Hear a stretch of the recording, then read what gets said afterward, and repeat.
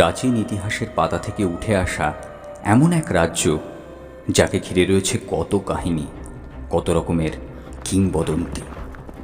একদিকে রাজাদের প্রেক্ষাপটে প্রতিহিংসার জবাবে প্রতিশোধ, রাজবন্দিনীর নরক যন্ত্রণা, গুপ্তচর, গুপ্ত হত্যা, যুদ্ধের বিষাণ। অন্যদিকে জাতপাতের ঊর্ধ্বে গিয়ে ভালোবাসার জয়ধ্বজা উত্তোলন। সব মিলিয়ে এক রোমহর্ষক ঐতিহাসিক উপন্যাস অসবর্ণা, যাকে আলেখ্য করে উপস্থাপিত হবে থানেশ্বরের গুপ্তচর।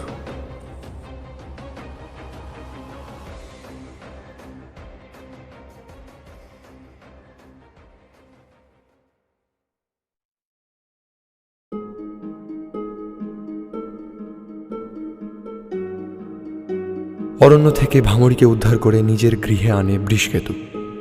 সদ্য পিতৃহারা শূদ্রকন্যা ভামরীকে আশ্রয় দেয় বৃষকেতু ও তার ভগিনী কস্তুরী। বৃষকেতু বৌদ্ধ মঠে তার শিক্ষার ব্যবস্থা করে দেয়। অন্যদিকে থানেশ্বরের সম্রাট হর্ষবর্ধনের ভগিনী রাজশ্রী দেবগুপ্তের কারাগারে বন্দিনী।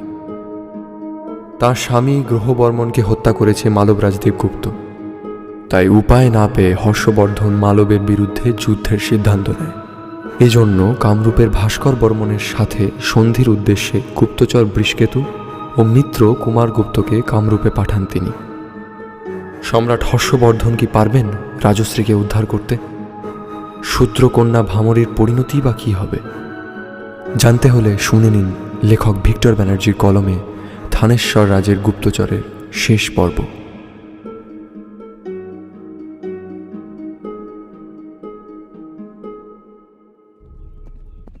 পরের দিন প্রভাতে বৃষকেতু কুমারগুপ্তকে সঙ্গে নিয়ে বেরিয়ে পড়ল কামরূপের উদ্দেশ্যে। একটি ঘোড়ায় বৃষকেতু এবং অন্য একটি ঘোড়ায় কুমারগুপ্ত চেপে মৃদু গতিতে টকবক টকবক করে যেতে লাগল। কুমারগুপ্ত বৃষকেতুর সমবয়সী। রাজপ্রাসাদে আলাপের পর থেকেই বৃষকেতুর সাথে তার গভীর সখ্যতা হয়ে গেছে। বেশ কয়েকবার সে বৃষকেতুর গৃহেও এসেছে। রাজ পরিবারের সাথে যোগসূত্র থাকলেও কুমারগুপ্তের কোনো গরিমা নেই। সে ভীষণই খোলা মনের এবং হাসি খুশি। বৃষকেতু এই কারণেই তাকে পছন্দ করে। এই রাজকার্য, সৈন্য সামন্ত, যুদ্ধবিগ্রহ কুমারগুপ্তের ভালো লাগে না। সে চায় সরল সাদা সিধে জীবনযাত্রা। তার মনের কথা অবশ্য কাউকে বলে না, কেবল বৃষকেতু ছাড়া। কুমারগুপ্ত যা বলে তা একজন আদর্শ শ্রোতার ন্যায় বৃষকেতু শুনে। এই কারণেই কুমারগুপ্ত খোলা মনে তাকে সব মনের কথা অনায়াসে বলে চলে। তবে আজ সে বড় চুপচাপ ছিল। কি যেন ভাবতে ভাবতে ঘোড়ার লাগামখানা টেনে ধরেছিল। তাকে এরকম চুপচাপ থাকতে দেখে বৃষকেতু বলল, কি ব্যাপার বন্ধু, আজ তোমায় এত উদাস দেখাচ্ছে কেন? মন খারাপ? কুমারগুপ্ত বিষণ্ণ মুখেই বলল, জানো বৃষকেতু, জীবনে কখনো কারো ভালো করতে হয়তো পারিনি, কিন্তু খারাপও করিনি।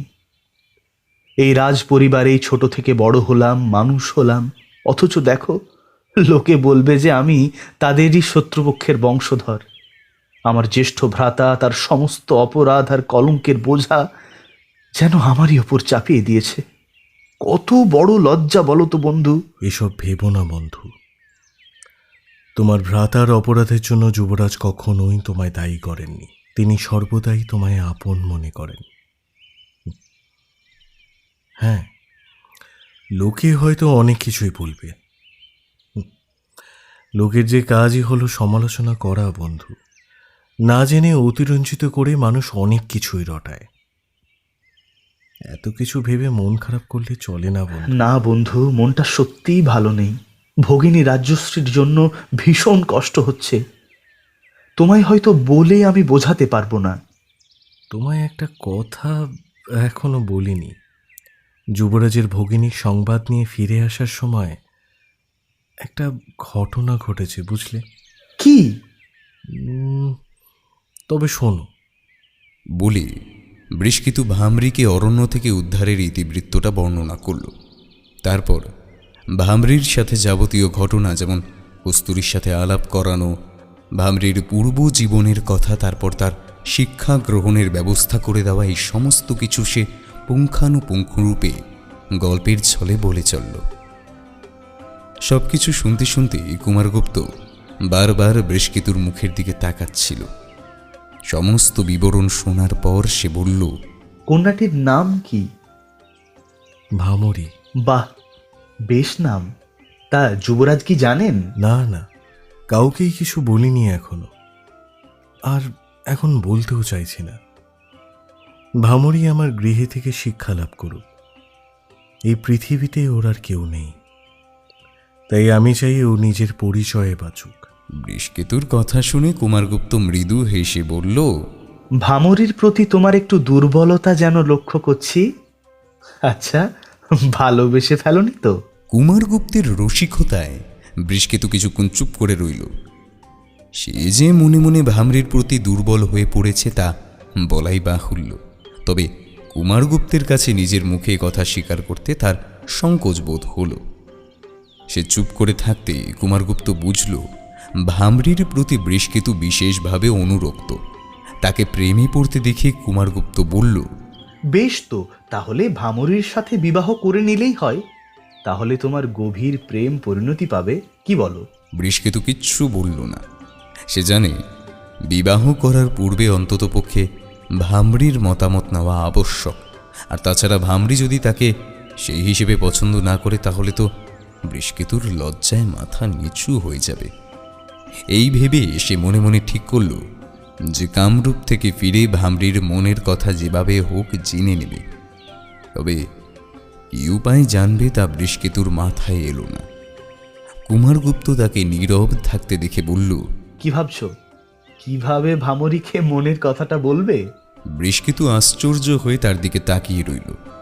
তার মনে মনে যে এই কথাটাই ভাবছিল তা কুমারগুপ্ত টের পেয়ে যেতে বৃষকেতু বিস্মিত হয়ে গেল। কুমারগুপ্ত বলল, তোমার মনের কথা বুঝি বন্ধু, তবে হ্যাঁ, ভামরী কখনোই তোমায় নিজের মনের কথা বলবে না। কারণ তোমার কথা অনুযায়ী সে শূদ্র জাতির বলে নিজেকে সংকুচিত করে রাখতে চায়। তোমাকে নিজে থেকেই তাকে বলতে হবে। তুমি সময় মতো তাকে কাছে ডেকে তোমার মনের কথাটা বুঝিয়ে বলবে। বৃষকেতু কি যেন ভেবে বলল, আচ্ছা, কস্তুরীকে দিয়ে যদি কথা শেষ হলো না। কুমারগুপ্ত অট্ট হাস্য করে হেসে উঠল। তারপর হাসি থামতে বলল, তুমি তো বেশ ভীতু দেখছি বন্ধু। বৃষকেতু আজ পর্যন্ত নিজের বীরত্বের প্রশংসাই শুনেছে, এই প্রথম শুনল সে নাকি ভীরু। কুমারগুপ্তের মতো বন্ধুর সাথে নিজের মনের কথাগুলো আলোচনা করতে বৃষকেতুর বেশ ভালোই লাগছিল। এমনিতে প্রেম নিয়ে সে কখনো কারো সাথেই আলোচনা করেনি, তাও আবার নিজের মনের গোপন প্রেম। একজন বন্ধুকে ছাড়া এ কথা কাউকে হয়তো বলাও যায় না। আর তাছাড়া বৃষকেতুর যা ব্যক্তিত্ব তাতে নিজেই সে কুণ্ঠাবোধ করে। কিন্তু কুমারগুপ্তকে যেন সাবলীলভাবে সমস্ত মনের কথাগুলো খুলে বলা যায়। এইসব ভাবতে ভাবতে বৃষকেতু বলল, আচ্ছা, ভামরীকে কি আমাকেই বলতে হবে? যদি যদি অন্য কাউকে দিয়ে বলানো যেত তাহলে ভালো হতো না? কুমারগুপ্ত স্মিত হেসে বলল, না বন্ধু, এসব বিষয় অন্য কাউকে দিয়ে বলাতে নেই। তোমায় নিজেই সাহস সঞ্চয় করে একান্তে তাকে কাছে ডেকে বলতে হবে। একবার মুখ ফুটে তাকে মনের কথাটা বলেই দাও। বৃষকেতু নিজেও জানে যে সে হঠাৎ করে ভামরীকে তার ভালোবাসার কথা এভাবে বলতে পারবে না। তার জন্য প্রয়োজন যথাযথ সময় আর পরিবেশ। ভামরীর মুখখানা বৃষকেতু মানস চক্ষে দেখতে পেল। মাঝে মাঝে সে গভীরভাবে ভামরীর কথা ভাবলে মনে মনে তার মুখখানা সে দেখতে পায়। বড় নিষ্পাপ সেই মুখ। সবচেয়ে নিষ্পাপ হলো তার চোখ দুটি। মোহাচ্ছন্নতায় বৃষকেতু মাথা নিচু করে মৃদু হেসে উঠল। এমন সময় কুমারগুপ্ত ঘোড়া ছোটাতে ছোটাতে বলল, বলছি, কামরূপ থেকে ফিরতে কতদিন লাগতে পারে? যদি সেখানে থাকতে না হয় তবে 5 দিনেই ফিরে আসবো আমরা। তবে এই মুহূর্তে সেখানে আতিথেয়তা গ্রহণ করাটা ঠিক হবে না। যত শীঘ্র সম্ভব ফিরে আসতে হবে আমাদের, কারণ রাজশ্রী দেবী এখনো বন্দী। আর যেমন করেই হোক তাকে উদ্ধার করতেই হবে। সেই ভালো, জানো বন্ধু, আমার ভ্রাতার এই ঘৃণ্য কৃতকর্মের জন্য আজ আমি লজ্জায় মুখ দেখাতে পারছি না। আমি চাই তার বিনাশ হোক, আর আমার বিশ্বাস বিনাশ তার হবেই। তবে গৌড়রাজ শশাঙ্ক তাকে সাহায্য করবে। তুমি জানো কুমারগুপ্ত, মালবরাজ এখনো কৃতদাসদের দিয়ে রাজপ্রাঙ্গণে পাশবিক খেলার আয়োজন করে। জানি জানি। কথাটা অবশ্য সত্যি। সে প্রাচীন রাজরাজাদের জঘন্য প্রথা তার রাজ্যে এখনও চলছে। কখনো সিংহ কিংবা কখনো বুনো মহিষের সাথে কৃতদাসদের লড়াই লাগিয়ে দেয়, আর সেই খেলা রাজ সিংহাসনে বসে দেখে। বেশিরভাগ সময় কৃতদাসগুলো মারা যায়, তবে কখনো কখনো দু একজন শক্তিশালী কৃতদাস জিতেও যায়, আর জিতে গেলে তাকে নিজের সৈন্য দলে রেখে দেয়। একবার এক শক্তিশালী কৃতদাস একটা হৃষ্টপুষ্ট সিংহের সাথে যুদ্ধ করার সময় এমন এক আশ্চর্য ঘটনা ঘটে।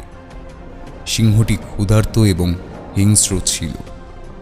অন্যদিকে কৃতদাসও জানে সেদিন তার জীবনের শেষ দিন, তাই প্রাঙ্গণে লড়াইয়ের সময় অকুত ভয় হয়ে সিংহটিকে কাবু করার চেষ্টা করছিল, কিন্তু সিংহের থাবার আক্রমণে তার বুক পিঠ ফালা ফালা হয়ে রক্ত ঝরছিল। শেষে উপায়ন্তর না পেয়ে কৃতদাসটি সিংহের পা দুটিকে মুষ্টির মধ্যে ধরে অত্যন্ত চাপ দিয়ে বল প্রয়োগ করে তা ভেঙে দেয়। সিংহটি যন্ত্রণায় ছটফট করে ওঠে। এই দেখে রাজ সিংহাসনে বসে দেবগুপ্ত করতালি দিয়ে কৃতদাসটিকে বলে, বলো তুমি কি চাও? মহারাজ, আমি নিজের জন্য কিচ্ছু চাই না। আমি শুধু চাই এই সিংহের ভাঙা পা দুখানি যেন জোড়া লাগিয়ে ওকে সুস্থ করে তোলা হয়, আর তাকে অরণ্যে ছেড়ে দেওয়া হোক, এইটুকুই। দেবগুপ্ত এই শুনে অবাক হয়ে যায়। তবে সে কৃতদাসের কথা মতো সিংহটিকে সুস্থ করে অরণ্যে ছেড়ে দেয়নি, বরং সিংহটিকে আক্রোশবশত হত্যা করে আর ওই কৃতদাসটিকে নিজের সৈন্য দলে বহাল করে দেয়। এই ক্রূর মালবরাজের হাতে রাজ্যশ্রী যতদিন বন্দী থাকবে ততদিন তাকে দুঃসহ যন্ত্রণা সহ্য করতে হবে, এই ভেবে বৃষকেতু বলল, আচ্ছা আচ্ছা কুমারগুপ্ত, তোমার ভ্রাতা রাজশ্রী দেবীকে হত্যা করবেন না তো? অসম্ভব নয়। এই সময় তার মনের মধ্যে কোন নিষ্ঠুরতা কাজ করছে তার উপরে নির্ভর করছে সে কি করবে। তবে তার পতনের সময় হয়ে এসেছে। পাপের ঘোড়া ধীরে ধীরে পূর্ণ হচ্ছে, তার কর্মফল তাকে ভোগ করতে হবেই। এসব বাদ দাও, কোন কথায় ছিলাম আর কোন কথায় চলে এলাম। বলছি, ভামরীকে নিয়ে কি ভাবছো? বলবে তো নাকি নাকি আবার কস্তুরীকে দিয়ে বলাবে? আমার থেকে তো দেখছি তোমার কৌতূহলই বেশি হে। তা তো হবেই। তোমার মনে প্রণয় সঞ্চার হয়েছে, আর আমার মনের মধ্যে কৌতূহল সঞ্চারিত হবে না? আমার মাথায় একটা বুদ্ধি এসেছে। তুমি এক কাজ করো, তুমি ভামরীকে প্রেমপত্র দাও। তার এই কথা বৃষকেতু কিছুক্ষণ চিন্তা করে বলল, তাহলে অপেক্ষা করতে হবে। যতদিন না তিনি পালি ভাষা রপ্ত করেন ততদিন আমার মনের ভাষাও তিনি উদ্ধার করতে পারবেন না। তার চেয়ে কস্তুরীকে দিয়ে যদি... কুমারগুপ্ত ঘোড়া থামিয়ে বলল, সেই তুমি তোমার ভগিনীকে দিয়ে বলাবে? এক কাজ করো, থানেশ্বরে ফিরে একদিন ভামরীকে রাজপ্রাসাদের উত্তরে শ্রেষ্ঠীদের যে বৌদ্ধ মন্দিরটি আছে না, সেখানে নিয়ে যাও। সেখানে সরোবরের ধারে বেড়ানোর সময় সুযোগ বুঝে তাকে মনের কথাটা বলে ফেলো। এর চেয়ে ভালো সুযোগ আর হয় না। বেশ, চলো দেখি একবার সাহসের পরীক্ষা দিয়ে। বৌদ্ধ মঠে প্রতিদিন যাওয়াতে ধীরে ধীরে ভামরী পালি ভাষার অক্ষরজ্ঞান আয়ত্ত করতে থাকে। বৌদ্ধ মঠ থেকে ফিরে এলেই কস্তুরী তার সাথে গল্প করতে বসে। এই কদিন বৃষকেতু না থাকায় ভামরীর মন ভীষণ উতলা হয়েছিল। সে যে বৃষকেতুর প্রতি দিন দিন আসক্ত হয়ে পড়ছে তা সে হয়তো নিজেও জানে না। কেবলই মনে হয় মানুষটাকে চোখের সামনে একবার না দেখলে যেন শান্তি নেই। কস্তুরী লক্ষ্য করেছে তার ভ্রাতা কামরূপে যাওয়ার পর থেকে ভামরী কেমন যেন অন্যমনস্ক হয়ে থাকে। মাঝে মাঝে খোলা বাতায়ন প্রান্তে বসে কি যেন ভাবে। দু একবার ডাকার পর সম্বিত ফিরে পায়। সেদিনও সে সন্ধ্যার দিকে একা একা বারান্দায় চুপ করে বসেছিল। মাঝে মাঝে মৃদুবন্ধ বাতাসও বইছিল। বাইরে দণ্ডায়মান একটা প্রকাণ্ড বটবৃক্ষের দিকে তাকিয়ে সে কত কথাই না ভাবছিল। এমন সময় কস্তুরী এসে বলল, সই, তুমি এখানে? আর আমি তোমায় সেই থেকে খুঁজে যাচ্ছি। কতবার তোমায় সই সই বলে ডাকলাম, তুমি সাড়াই দিলে না। বলেই ভামরির মুখের দিকে তাকিয়ে দেখল সে। তাকে কেমন বিষাদগ্রস্ত মনে হলো কস্তুরীর। বলল, কি হয়েছে সই? মন খারাপ? আচ্ছা, একটা কথা জিজ্ঞাসা করি, তোমার ভ্রাতা কবে ফিরবেন? এই 2-4 দিনের মধ্যেই ফিরবে। কেন বলো তো? আমার ভ্রাতার কথা বুঝি তোমার মনে পড়ছে? কস্তুরীর কথায় ভামরি একটু লজ্জা পেল। কস্তুরী সঙ্গে সঙ্গে তার থুতনিটা হাত দিয়ে স্পর্শ করে মুখটা তুলে বলল, দেখি দেখি। বলে লাজুক মুখটা ভালো করে নিরীক্ষণ করে বলল, এ কি গো, তুমি তো লজ্জায় রাঙা হয়ে গেছো সই। এই একটা কথা বলবে? তুমি আমার ভ্রাতাকে ভালোবাসো, তাই না? অকস্মাৎ এই কথাটা শুনেই ভামরির সারা শরীরে শিহরণ খেলে গেল। সে এক প্রকার কিংকর্তব্য বিমূঢ় অবস্থায় মাথা নিচু করে নিস্তব্ধ হয়ে বসে রইল। কথাটা যে সত্যি তা সে নিজেও বুঝতে পারছে, কিন্তু তা প্রকাশ করার সাহস তার নেই। তাই কস্তুরীর প্রশ্নের কোনো উত্তর দিল না। অন্যদিকে কস্তুরী ভামরিকে ওভাবে লজ্জাবনত হয়ে বসে থাকতে দেখে এসে বলল, কি হলো সই, কিছু বলছো না যে? এই সত্যি তুমি আমার ভ্রাতাকে মনে পছন্দ করো, তাই না? উত্তর না দিলে বুঝবো কি করে বলো? ভামরি তার মাথাটা উলম্বভাবে উপর নিচে মৃদু আন্দোলিত করতেই কস্তুরী তাকে আদর করে তার গালের দুপাশে হাত দিয়ে বলল, মনের কথা কি কেউ এভাবে চেপে রাখে? বলে দিতে হয়। দাঁড়াও, তোমার হয়ে আমি ভ্রাতাকে বলবো। কস্তুরীর কথায় ভামরির শরীরে যেন বিদ্যুৎ খেলে গেল। সে ভয়ে কম্পিত হয়ে বলল, এই না সই, তুমি দয়া করে তাকে কিছু বলো না। তিনি খারাপ মনে করবেন, তাতে তার অসম্মান হবে। তুমি কেবল তোমার মনের মধ্যে কথাটা চেপে রাখো। কস্তুরী তার মাথায় হাত বুলিয়ে বলল, যাকে এত ভালোবাসো তাকে এত ভয় পেলে কি চলে? মুখ ফুটে তো তাকে বলতে হবে এক সময়। তখন সে আমি নিজে থেকে কখনোই তাকে বলতে পারবো না। বলতে গেলে আমি লজ্জায় মরেই যাব। তিনি আমার কাছে দেবতুল্য। আমি পারবো না সই, আমি কিছুতেই পারবো না। ভামরির হৃদয়ের সংকট যেন কাটে না। বৃষকেতু উচ্চবর্ণের পুরুষ, তার উপর রাজদূত। তার কাছে ভামরি ভীষণই সাধারণ নারী। এছাড়া সে নিম্নবর্ণের, অথচ কখন যে ভামরির মনে জাতি বর্ণ নির্বিশেষে এক গভীর প্রেম সঞ্চারিত হয়ে বসে আছে তা সে নিজেও টের পায়নি। কস্তুরীর কাছে তার মনের এই লুকোনো প্রেমটা ঠিক ধরা পড়ে গেল। এমন সময় কস্তুরী বলল, জানো সই, আমার মনে হয় ভ্রাতাও তোমাকে পছন্দ করে। কেননা আমি খেয়াল করে দেখেছি, অনেক সময় তিনি আড়ালে দেখে মুগ্ধ নয়নে তোমার দিকে একদৃষ্টে দেখে। আমার ভ্রাতা আজ পর্যন্ত কোনো রমণীর দিকে এভাবে চেয়ে থাকিনি। এই বাক্য শুনে ভামরির অন্তরে এক প্রকার সুখ অনুভব করল, যা তার লাজুক মুখের অভিব্যক্তিতে স্পষ্ট ফুটে উঠল। কস্তুরীর তা দৃষ্টিগোচর হতেই সে ভামরিকে ডেকে এনে কানে কানে কি যেন বলল। তাতে ভামরিও আরও লজ্জা পেয়ে স্মিত হেসে বলল, যা, কি যে বলো সই, আমার শুনতে ভারী লজ্জা করে। আমার কাছে লজ্জা কিসের? আমি যে মেয়ে, তোমার অন্তরটা আমি যে নিজের মধ্যে দিয়ে দেখতে পাই। এই জানো, আমারও কিছু গোপন কথা আছে যা আমি কখনো কাউকে বলিনি। তোমায় বলবো, তবে কথা দিতে হবে আমার এই গোপন কথা তুমি কাউকে বলতে পারবে না। ভামরি সামান্য ভুরু কুঁচকে বলল, তোমার মনে হয় তোমার গোপন কথা আমি কাউকে বলতে পারি? তুমি এত বিশ্বাস করে আমায় বলছো, আর আমি কাউকে গিয়ে বলে দেবো? কি যে বলো। কস্তুরী ভামরিকে চেনে। সে জানে যে ভামরির মুখ থেকে কখনোই সে কথা বেরোবে না। তাই এদিক ওদিক তাকিয়ে উঠে গিয়ে কস্তুরী বারান্দা সংলগ্ন দ্বারটি ভালো করে বন্ধ করে দিল। তারপর চুপি চুপি ভামরির কাছে এসে বলল, এই তুমি কুমারগুপ্তকে চেনো? কে বলো তো? যার সাথে ভ্রাতা কামরূপে গেছে। ও হ্যাঁ, সেদিন ঘোড়া নিয়ে যখন বাইরে উনি দাঁড়িয়েছিলেন, বারান্দা থেকেই দেখেছিলাম। তিনি কুমারগুপ্ত ভ্রাতার মিত্র। তিনি বহুবার গৃহে এসেছেন। তিনি কেন আসেন জানো? ভামরি চোখ দুটো বড় বড় করে বলল, তোমার জন্য বুঝি? কস্তুরী এবার নিজেই লজ্জায় কেমন যেন হয়ে গেল। আধভাঙা চাঁদের আলো বারান্দায় এসে পড়েছে। তাতে বটবৃক্ষটির ছায়া এসে পড়ায় আলো অন্ধকারময় পরিবেশের সৃষ্টি হয়েছে।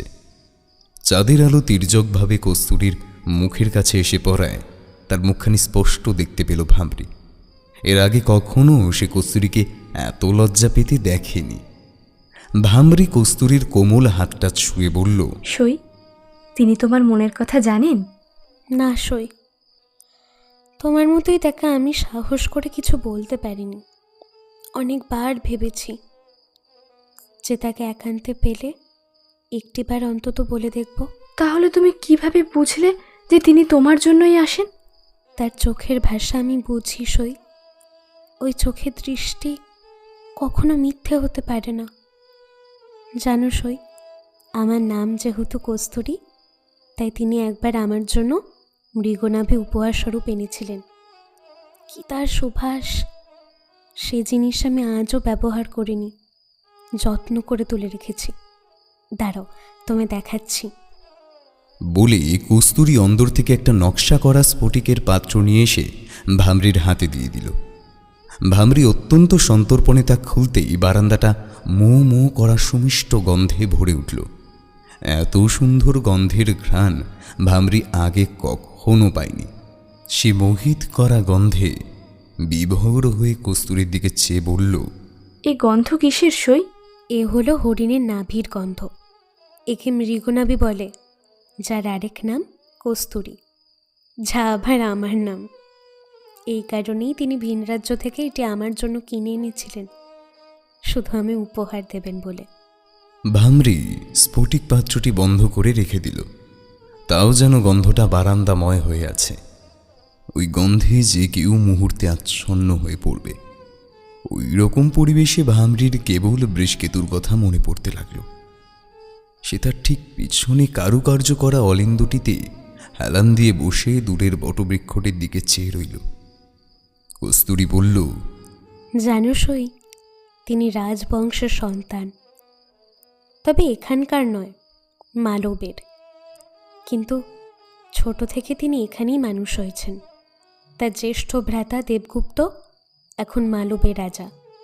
তিনি ভীষণই নিষ্ঠুর, অথচ দেখো তার স্বভাব চরিত্র সম্পূর্ণ বিপরীত। তবে তো তুমি রাজরানী হবে, আর তোমার সাথে যার বিবাহ হবে সে তোমায় পেয়ে ভীষণ সুখী হবে। দেখো। কস্তুরী উঠে দাঁড়িয়ে বলল, হয়েছে হয়েছে, এখন চলো তো। সেই দুপুরের পর থেকে তোমার কিছু খাওয়া হয়নি, খাবে চলো। বলে সে ভামরিকে নিয়ে রন্ধনশালায় গেল। রন্ধনশালায় যেতেই তাদের চক্ষু চড়ক গাছ। তারা দুজনে মিলে সকালের দিকে কয়েকটি মাটির পাত্রে মাখন তৈরি করে চাপা দিয়ে এক কোণে রেখেছিল। তারা যখন গল্প করছিল তখন সেই সুযোগে কেউ সেখানে ঢুকে মাটির পাত্রগুলি ফেলে দিয়ে মাখন খেয়ে চলে গেছে। সারি সারি করে রাখা পাত্রগুলি পড়ে যাওয়ায় ফেটে গিয়ে সমস্ত মাখন ভূমিতে পড়ে গেছে।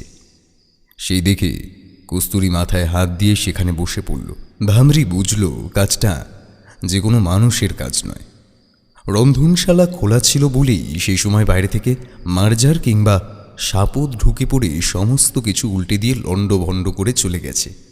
ভৃত্য বলতে তিনজন, তাদের একজন সবসময়ের জন্যই থাকে, আর অন্য দুজন সন্ধ্যের দিকে কাজ শেষ করে চলে যায়। সবসময়ের জন্য যে ভৃত্যটি থাকে তার নাম অঙ্গদ। কস্তুরী অঙ্গদকে ডাকতেই সে নিচ থেকে উপরে উঠে এলো। তারপর রন্ধনশালার ওই অবস্থা দেখে অবাক হয়ে কস্তুরীকে বলল, কি হয়েছে মা জননী, আপনি আমায় ডাকলেন? সে একটু ধমকের সুরে বলল, কোথায় থাকিস বলতো?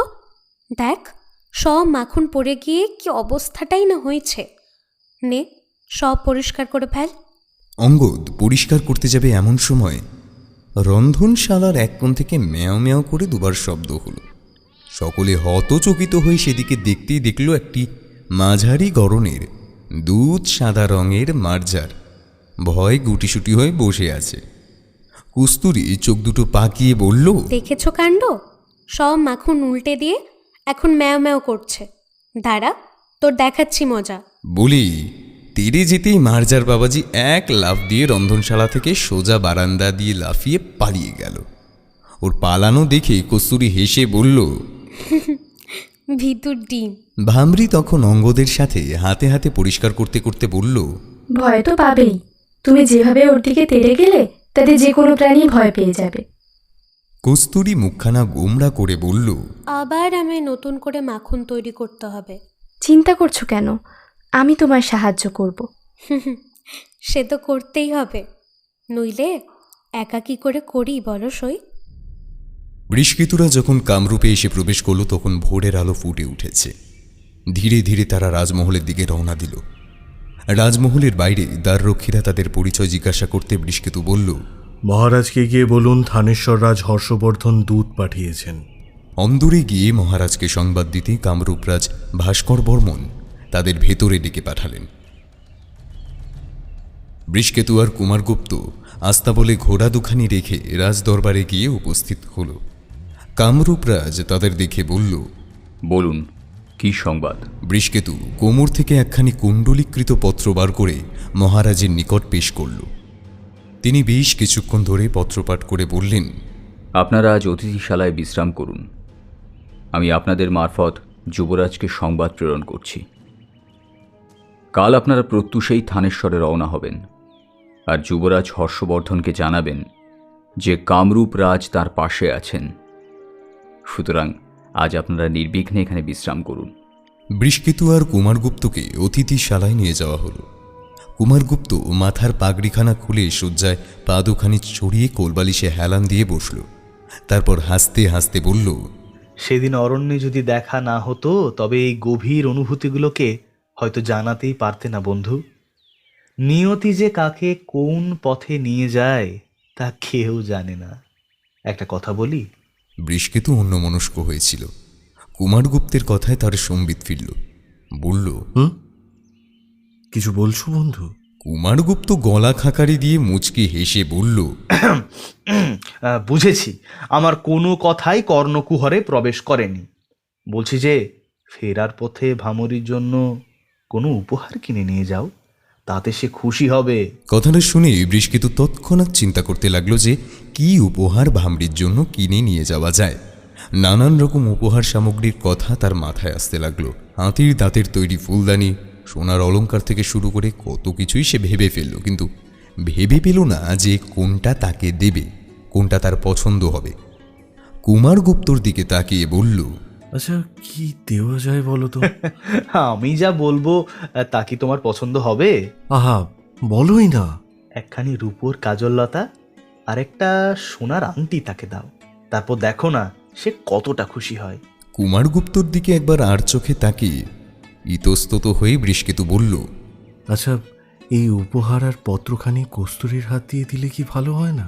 একেবারেই না, সব ব্যাপারে তোমার নিজের হাতেই দিতে হবে। এই সাহসটুকু তোমায় দেখাতেই হবে বন্ধু। জানি তোমার ভয় করছে, কিন্তু ভয়কে জয় করে এগিয়ে চলো বন্ধু। বলি কুমারগুপ্ত হো হো করে হেসে উঠল। তার হাসি দেখে বৃষ্কেতু কেমন বোকার মতো চুপ করে দাঁড়িয়ে রইল। যাই হোক, সেদিন মধ্যাহ্নে দুজনে ভোজন সেরে বিশ্রাম নিল। তারপর অপরাহ্নে প্রাসাদ থেকে বেরিয়ে নিকটস্থ একটি হাটে গেল। কামরূপের এই হাটে বহু বিদেশিরা তাদের পসরা সাজিয়ে বিভিন্ন রকম দ্রব্য সামগ্রী বিক্রি করে। মেয়েদের প্রসাধনী দ্রব্য থেকে শুরু করে রাজপ্রাসাদের ঝাড়বাতি, নকশা করা সিংহাসন, বেতের তৈরি আসন, ফুলদানি, এরকম বিভিন্ন বিদেশি সামগ্রী এখানে বিক্রি হয়। কামরূপের রাজপ্রাসাদের ঝাড়বাতি এখান থেকেই নেওয়া হয়। শক আর চীনা ব্যবসায়ীদের আধিক্যই এখানে বেশি। এক চৈনিক ব্যবসায়ী প্রসাধনী বিক্রি করছিল। কুমারগুপ্ত সেখানে দাঁড়িয়ে বৃষ্কেতুকে বলল, এখান থেকে কিছু নিলে হয় বলো? তুমি যে বললে সোনার আংটি আর রূপোর কাজললতা। আহা, এটা আমার জন্য। বৃষ্কেতু আর হাসি চাপতে পারল না, হো হো করে হেসে বলল, তুমি এখন মেয়েদের মতো প্রসাধনী মেয়েকে ঘুরে বেড়াবে নাকি রাজসভায়? হ্যাঁ, আবার মেয়ে এসে যে নৃত্য পরিবেশনও করবে নাকি? কুমারগুপ্ত বহুরু কুচকে বলল।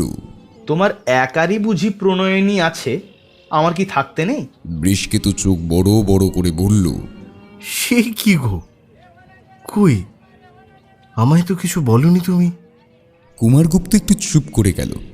সে জানে যদি এখনই সে কস্তুরীর সাথে তার সম্পর্কের কথা বলে তাহলে হয়তো বৃষকেতু মনে প্রতিক্রিয়ার সৃষ্টি হতে পারে।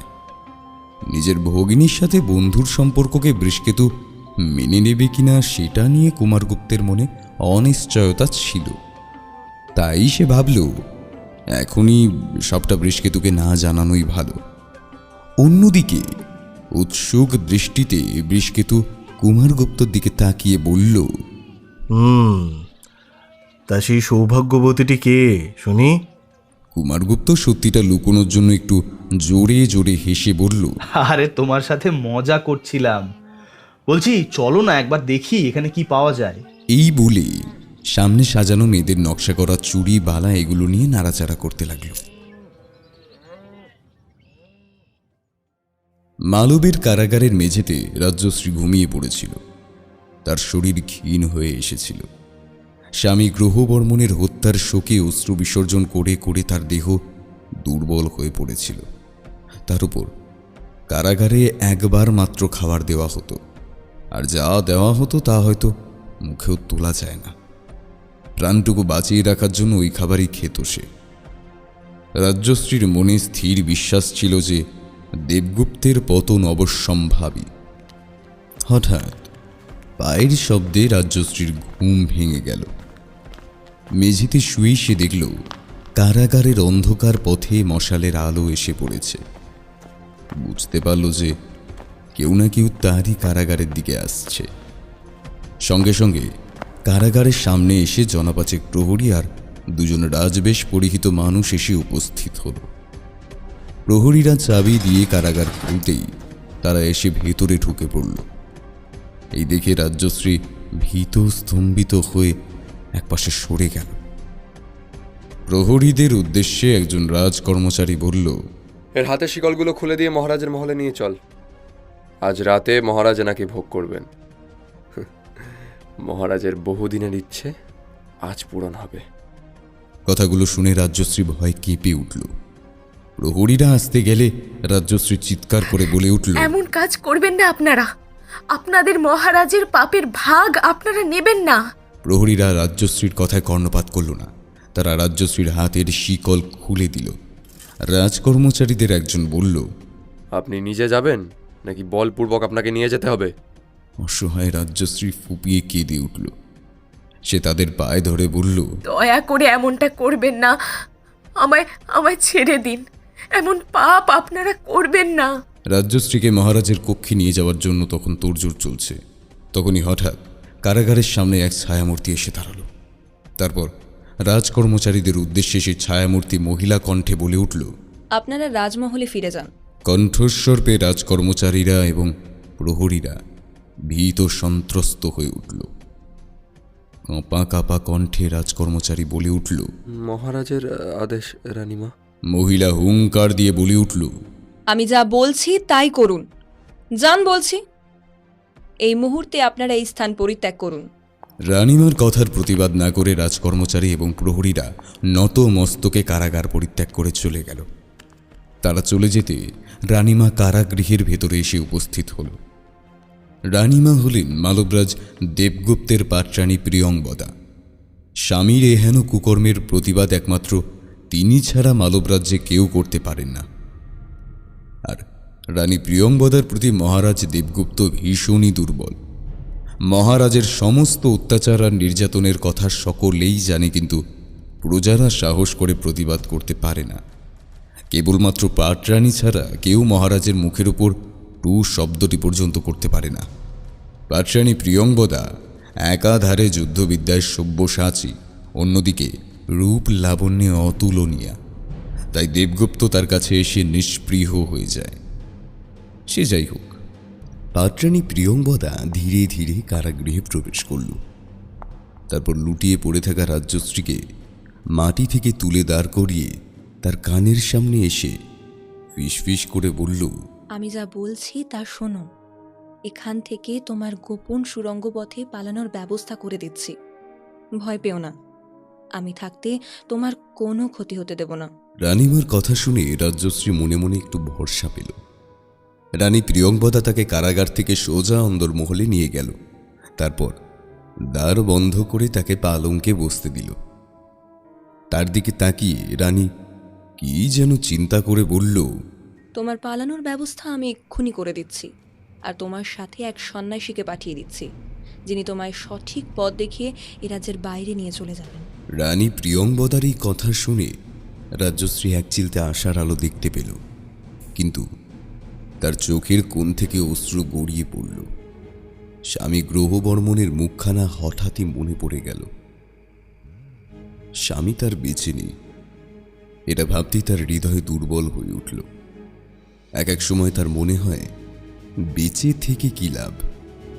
যার জন্য বেঁচে থাকা সেই মানুষটাই তো আর পৃথিবীতে নেই। মন ভারাক্রান্ত হয়ে ওঠে তার। ম্লান মুখে রানীমার দিকে তাকিয়ে বলল, আপনি যে আমায় কারাগার থেকে মুক্তি দিলেন, আপনার বিরুদ্ধে মালবরাজ তো ভয়ঙ্কর ক্রুদ্ধ হবেন। তিনি আপনার উপর নির্যাতন করবেন তো। এসব ব্যাপারে তুমি ভেবো না।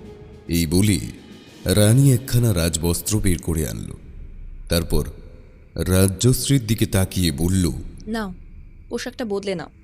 কারাগারে থেকে তোমার পোশাক মলিন হয়ে গেছে, আর তাছাড়া পালানোর সময় তোমার পোশাক দেখে প্রহরীরা সন্দেহ করতে পারে।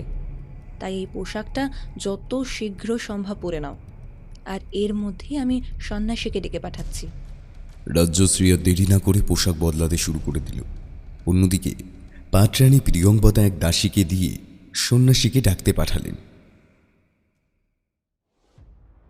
কামরূপে সংবাদ পৌঁছে দিয়ে সেখান থেকে রওনা হওয়ার 4 দিন পর বৃষকেতু আর কুমারগুপ্ত থানেশ্বরে ফিরে এলো। বৃষকেতু ফিরে এসে প্রথমেই রাজপ্রাসাদে গিয়ে যুবরাজ হর্ষবর্ধনের সাথে দেখা করতে গেল। সে কামরূপরাজ ভাস্কর বর্মণের দেওয়া অনুমতিপত্র যুবরাজের হাতে দিয়ে বলল, কামরূপরাজ আপনার পক্ষে যোগ দেবেন বলেছেন। অনুমতিপত্রে তার সম্মতি জানিয়েছেন তিনি। এই সংবাদ পাওয়া মাত্রই হর্ষবর্ধন উচ্ছ্বসিত হয়ে উঠল। মালবরাজের বিরুদ্ধে যে ভাস্কর বর্মণকে পাশে পাওয়া যাবে তা নিয়ে যুবরাজের মনে নিশ্চয়তা ছিল না, কিন্তু অনুমতিপত্র পেয়ে যুবরাজ খানিকটা নিশ্চিন্ত হল। বৃষকেতুকে বলল, বৃষকেতু, হয়তো খুব শীঘ্রই মালবরাজ দেবগুপ্তের বিরুদ্ধে যুদ্ধ ঘোষণা হবে। যুদ্ধকালীন সময় তোমার আর কুমারগুপ্তের বিশেষ কোনো দায়িত্ব নেই, তবে প্রস্তুত থেকো, প্রয়োজন হলেই আমি তোমাদের সংবাদ পাঠাবো। আর কুমারগুপ্তকে আমি যুদ্ধে নিয়ে যেতে চাই না, কারণ ও যুদ্ধে থাকলে দেবগুপ্ত সুযোগ খুঁজবে ওকে বন্দি করার, আর 2 ভ্রাতার মধ্যে সম্মুখে যুদ্ধ হোক তা আমি চাই না। তাই ও রাজপ্রাসাদেই থাকবে। যাই হোক, অনেক দূর থেকে ফিরেছ, এখন গৃহে বিশ্রাম নাও। প্রয়োজন হলে ডেকে পাঠাবো। আর যাওয়ার পথে মাতুলকে দেখতে পেলে একবার আসতে বলে দিও তো। যথা আজ্ঞা যুবরাজ। বলে বৃষকেতু প্রস্থান করল। অন্যদিকে কস্তুরী ভৃত্যদের সাথে রন্ধনশালায় বিভিন্ন পদ রন্ধনে ব্যস্ত ছিল। ভামরি প্রভাতী অধ্যয়ন করতে বৌদ্ধ মঠে বেরিয়েছিল। প্রতিদিন বেশ দ্রুতই ধৈর্য সহকারে এবং মেধার সাহায্যে পালি ভাষা রপ্ত করতে শুরু করেছিল। তার মেধার পরিচয় পেয়ে উপাচার্য কুমারভদ্র তাকে শাস্ত্রজ্ঞান আর কলাবিদ্যা পাঠ দিতে শুরু করে দিয়েছিলেন। ভামরি তার এই নতুন জীবনে অধ্যয়ন আর কস্তুরীকেই আঁকড়ে ধরেছিল। জীবনে কস্তুরীর মতো সইয়ের ভালোবাসা তার কাছে পরম পাওয়া। সেদিনই সেই বৃষকেতুর ঘোড়া তাকে আজ অনেক কিছু দিয়েছে। মনে মনে যখনই ঈশ্বরের কাছে প্রার্থনা করে কিছু চেয়েছে, তখনই কেবল বৃষকেতুর মঙ্গলই চেয়েছে। কস্তুরীর জন্য ঈশ্বরের অনুগ্রহ প্রার্থনা করেছে।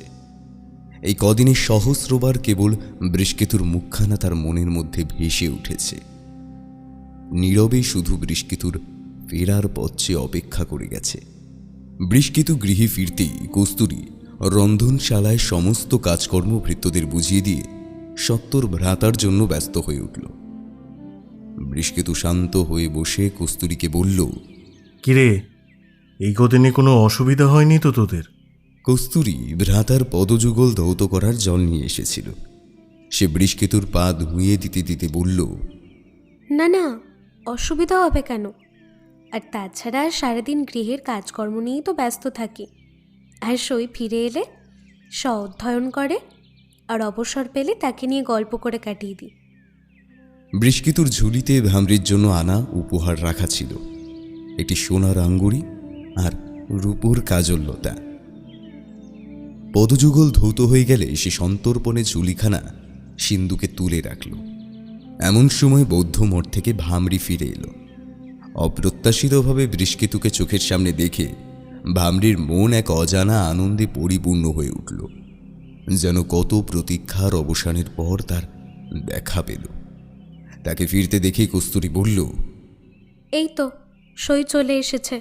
সই চলো, রন্ধনশালায় চলো, মধ্যাহ্ন ভোজনের ব্যবস্থা করতে হবে যে।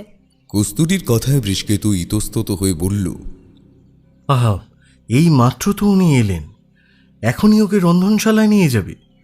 একটু বিশ্রাম করতে দে ওনাকে, তারপর না হয়।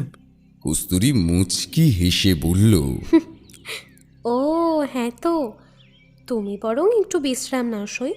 ওদিকে আমার অনেক কাজ পড়ে রয়েছে, যাই। দাঁড়াও সই, আমিও যাব। বৌদ্ধ মঠ থেকে ফেরার পরই বৃষকেতু ভামরিকে অনেকক্ষণ ধরে লক্ষ্য করেছে। কি যেন এক অদ্ভুত পরিবর্তন।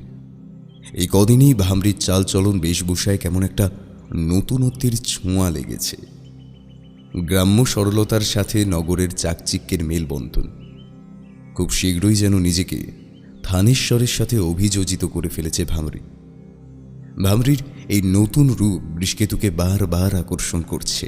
যে মাঝে তার মনে হয় নারী তরল পদার্থ, যে পাত্রে তাকে রাখা হয় সে পাত্রেরই আকারে নিজেকে গড়ে তোলে। নাকি ভামরির এই পরিবর্তনই তার অভিপ্রেত ছিল। এই সব ভাবতে ভাবতে বৃষকেতুর মনে হলো ভামরির সাথে নিভৃতে তার কথা বলা প্রয়োজন। নিদেন পক্ষে অন্তত তার অধ্যয়নের বিষয় এবং বৌদ্ধ মঠের পরিবেশ তার ভালো লাগছে কিনা এই ব্যাপারেও জানা দরকার। কে জানে, হয়তো একরকম অনিচ্ছাকৃত হয়ে সে বৌদ্ধ মঠে যাচ্ছে। এই সকল নানান কল্পনা বৃষকেতুর মনে হতে লাগল। তার সাথে এও ভাবল, ভামরির জন্য নিয়ে আসা উপহারখানি সে দেবে কি প্রকারে। সেদিন সন্ধ্যায় কস্তুরী ভামরির সাথে গৃহের অলিন্দে খোশ মেজাজে গল্প করছিল। এমন সময় বৃষকেতু অলিন্দে এসে দাঁড়াল। বৃষকেতু আসতেই কস্তুরী বলল, কিছু বলবে ভ্রাতা? বৃষকেতু মনে মনে একটি সুন্দর মুহূর্তের অপেক্ষা করছিল, যখন ভামরির সাথে একান্তে কিছুটা সময় কাটানো যাবে। কিন্তু গৃহের মধ্যে কস্তুরীর উপস্থিতিতে তা নিতান্তই দৃষ্টিকটু। তাই সে অনেক ভেবে একটি প্রস্তাব নিয়ে কস্তুরীকে দিতে এসেছিল। কস্তুরীর প্রশ্নের উত্তরে সে বলল, বলছিলাম যে অনেকদিন তো তোকে নিয়ে কোথাও ভ্রমণে যাওয়া হয় না, তাই ভাবলাম কাল যদি একবার যাওয়া যায়। বেড়াতে যাওয়ার প্রসঙ্গে কস্তুরী আনন্দে উচ্ছ্বসিত হয়ে উঠল। বলল, বেশ তো, কাল আমরা 3 জনে ভ্রমণে যাব। কিন্তু যাব কোথায়? বৃষকেতু ভেবে বলল, ভাবছিলাম ব্রহ্ম সরোবরের বক্ষে নৌকা ভ্রমণ করব। সরোবরের তীরে একটি রুদ্রদেবের মন্দির আছে, ফেরার পথে না হয় সেটি দর্শনও করে আসব। বেশ, তাহলে তাই হবে। কিন্তু এক যাত্রায় 3 জনে বেরোনো কি শুভ হবে? কস্তুরীর কথায় বৃষকেতু কি যেন ভেবে বলল, ভাবছি কুমারগুপ্তকেও সাথে নিয়ে যাব। সেই থাকলে বেশ ভালোই হবে। এক যাত্রায় পৃথক ফলও হলো না, আর ভ্রমণের আনন্দটাও হলো। কি বলিস? কুমারগুপ্ত যাচ্ছে শুনে কস্তুরীর আনন্দ যেন সহস্র গুণ বেড়ে উঠল। এইরকম একটা অকল্পনীয় মুহূর্ত যে আসতে চলেছে তা ভেবেই বিস্ময়ে কস্তুরীর প্রাণ খুশিতে উচ্ছ্বাসে আনন্দে পরিপূর্ণ হয়ে উঠল। কস্তুরীর মনের সেই অনুভূতি ভামরির নজর এড়াল না। কস্তুরীর তখন এমনই এক স্থিতি যে আনন্দকে প্রকাশ না করে কেবল নীরবে অনুভব করল। সে অপেক্ষা করতে লাগলো কতক্ষণে কালকের সেই মুহূর্ত আসবে আর কুমারগুপ্তের কাছাকাছি সে আসতে পারবে। তবে বৃষকেতুর দৃষ্টি এড়িয়ে কুমারগুপ্তের সাথে কথা বলা সম্ভব হবে কিনা সেটাই চিন্তা করছিল। এমন সময় বৃষকেতু বলল, বেশ, তাহলে কুমারগুপ্তকে কাল আসতে বলে দিচ্ছি, কেমন? হ্যাঁ, সেই ভালো হবে। তোমরা কথা বলো, আমি বরং একবার রন্ধনশালায় গিয়ে ভৃত্যকে বুঝিয়ে দিয়ে আসি যে রাতের খাবার কি হবে। দাঁড়াও সই, আমিও যাব। না সই, তুমি থাকো, আমি এক্ষুনি আসছি। কস্তুরী চলে গেলে বৃষকেতু ভামরির পাশে এসে দাঁড়ালো। বৃষকেতু পাশে এসে দাঁড়াতে ভামরির হৃদস্পন্দন বেড়ে গেল। বৃষকেতু শান্ত স্বরে জিজ্ঞাসা করল, আপনার অধ্যয়ন কেমন চলছে? ভামরি লজ্জায় নত মস্তকে বলল, ভালো। আপনাকে কিন্তু আগের চেয়ে একেবারে অন্য রকম লাগে। বৃষকেতুর এই কথায় লজ্জায় ভামরির সারা শরীর কেঁপে উঠল। তার কথার উত্তরে ভামরি কি বলবে ভেবে পেল না, শুধু মৃদুস্বরে বলল, আপনার কাছে আমি আজীবন ঋণী হয়ে গেলাম।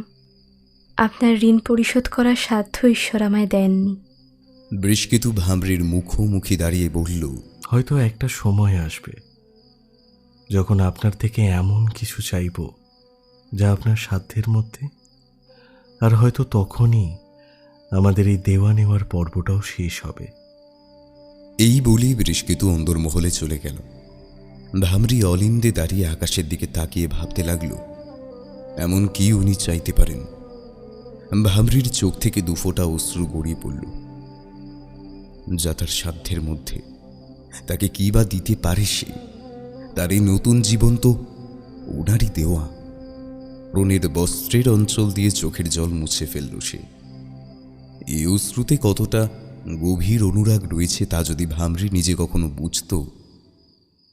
এমন সময় তাদের গৃহের সামনে ঘোড়ার গাড়ির শব্দ শোনা গেল। ভামরি ভালো করে চেয়ে দেখল সেখান থেকে কুমারগুপ্ত নেমে এলো। ভামরি সত্তর রন্ধনশালায় কস্তুরীকে ডাকতে গেল। কুমারগুপ্ত এসেছে শুনেই কস্তুরীর হৃদয় উৎফুল্ল হয়ে উঠল।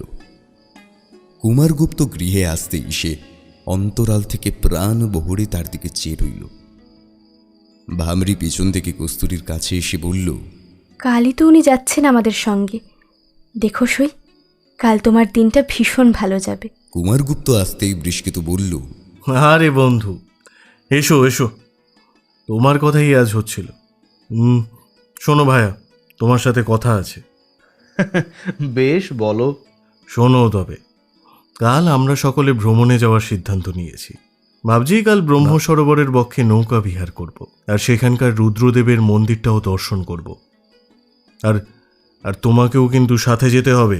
বেশ তো, এ তো অতি উত্তম প্রস্তাব। পরের দিন মধ্যাহ্নভোজের পর খানিক বিশ্রাম নিয়ে বৃষকেতু সকলকে নিয়ে ঘোড়া টানা গাড়ি করে রওনা দিল ব্রহ্ম সরোবরের উদ্দেশ্যে।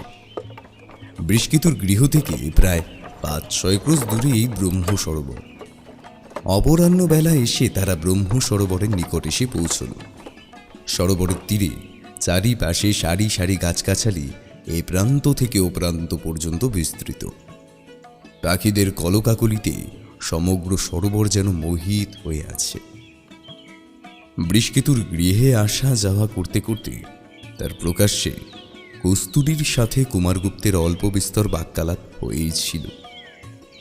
ঘোড়ার গাড়িতে আসার সময় কুমারগুপ্তের সাথে ভামরিও আলাপ পরিচয় পর্বটাও হয়ে যায়। সরোবরে এসে বৃষকেতু দেখল দুটি ময়ূরপঙ্খী নৌকা ঘাটে বাঁধা রয়েছে, কিন্তু কোনো মাঝি ছিল না। সে তৎক্ষণাৎ ময়ূরপঙ্খী নৌকার মাঝির সন্ধানে গেল। এদিকে কুমারগুপ্ত কস্তুরী আর ভামরির সাথে সরোবরের তীরেই দাঁড়িয়ে রইল। কুমারগুপ্ত ভামরিকে হেসে বলল, আশা থেকে তো আপনার সই আমার সাথে একটা কথাও বলল না। তার এই কথায় কস্তুরী যেন লজ্জায় লাল হয়ে গেল। ভামরি স্মিত হেসে বলল, কি করে বলবে বলুন? আপনার বন্ধুর পাহারাতে যে আমার সইয়ের প্রাণ যায় যায় অবস্থা। কুমারগুপ্ত আর চোখে একবার কস্তুরীর দিকে তাকিয়ে বলল, ইচ্ছে থাকলে উপায় হয়। আপনার সইয়ের তো ইচ্ছেই নেই আমার সাথে কথা বলার। এই শুনে কস্তুরীর মুখখানা অভিমানে রাঙা হয়ে উঠল। বুড়ো যুগল ঈষৎ কুঞ্চিত করে সে ভামরিকে বলল, উনি বুঝে অন্তর্যামী, যে আমার মনের মধ্যে কি আছে তা সব জেনে যাবেন। ভ্রাতার ভয়ে সর্বদা ভীত হয়ে থাকলে আমার সাথে কথা বলবে কখন? কস্তুরী ভামরিকে বলল, উনি বুঝি খুব বীর পুরুষ? উনিও পারতেন আমার সাথে স্বাভাবিকভাবে দুটো কথা বলতে, তা নয় শুধু বন্ধুই আপন। আমি কে?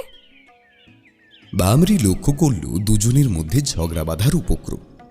এমন সময় দুজন মাঝিকে নিয়ে বৃষকেতু ফিরে এলো।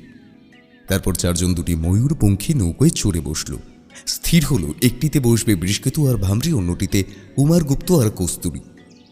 বৃষকেতু একা দুজন নারীকে এক নৌকায় চড়তে দিতে রাজি ছিলেন না, তাই কুমারগুপ্তের সাথে কস্তুরীকে নৌকোয় তুলে দেয়। কস্তুরীও যেন মনে মনে এই মুহূর্তটাই ঈশ্বরের কাছে কামনা করছিল।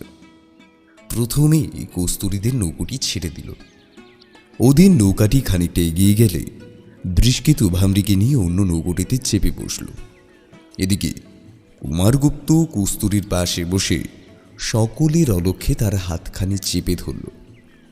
সাথে সাথে কস্তুরীর অভিমানও গলে জল হয়ে গেল। সারা অঙ্গ তার তীর তীর করে কেঁপে উঠল।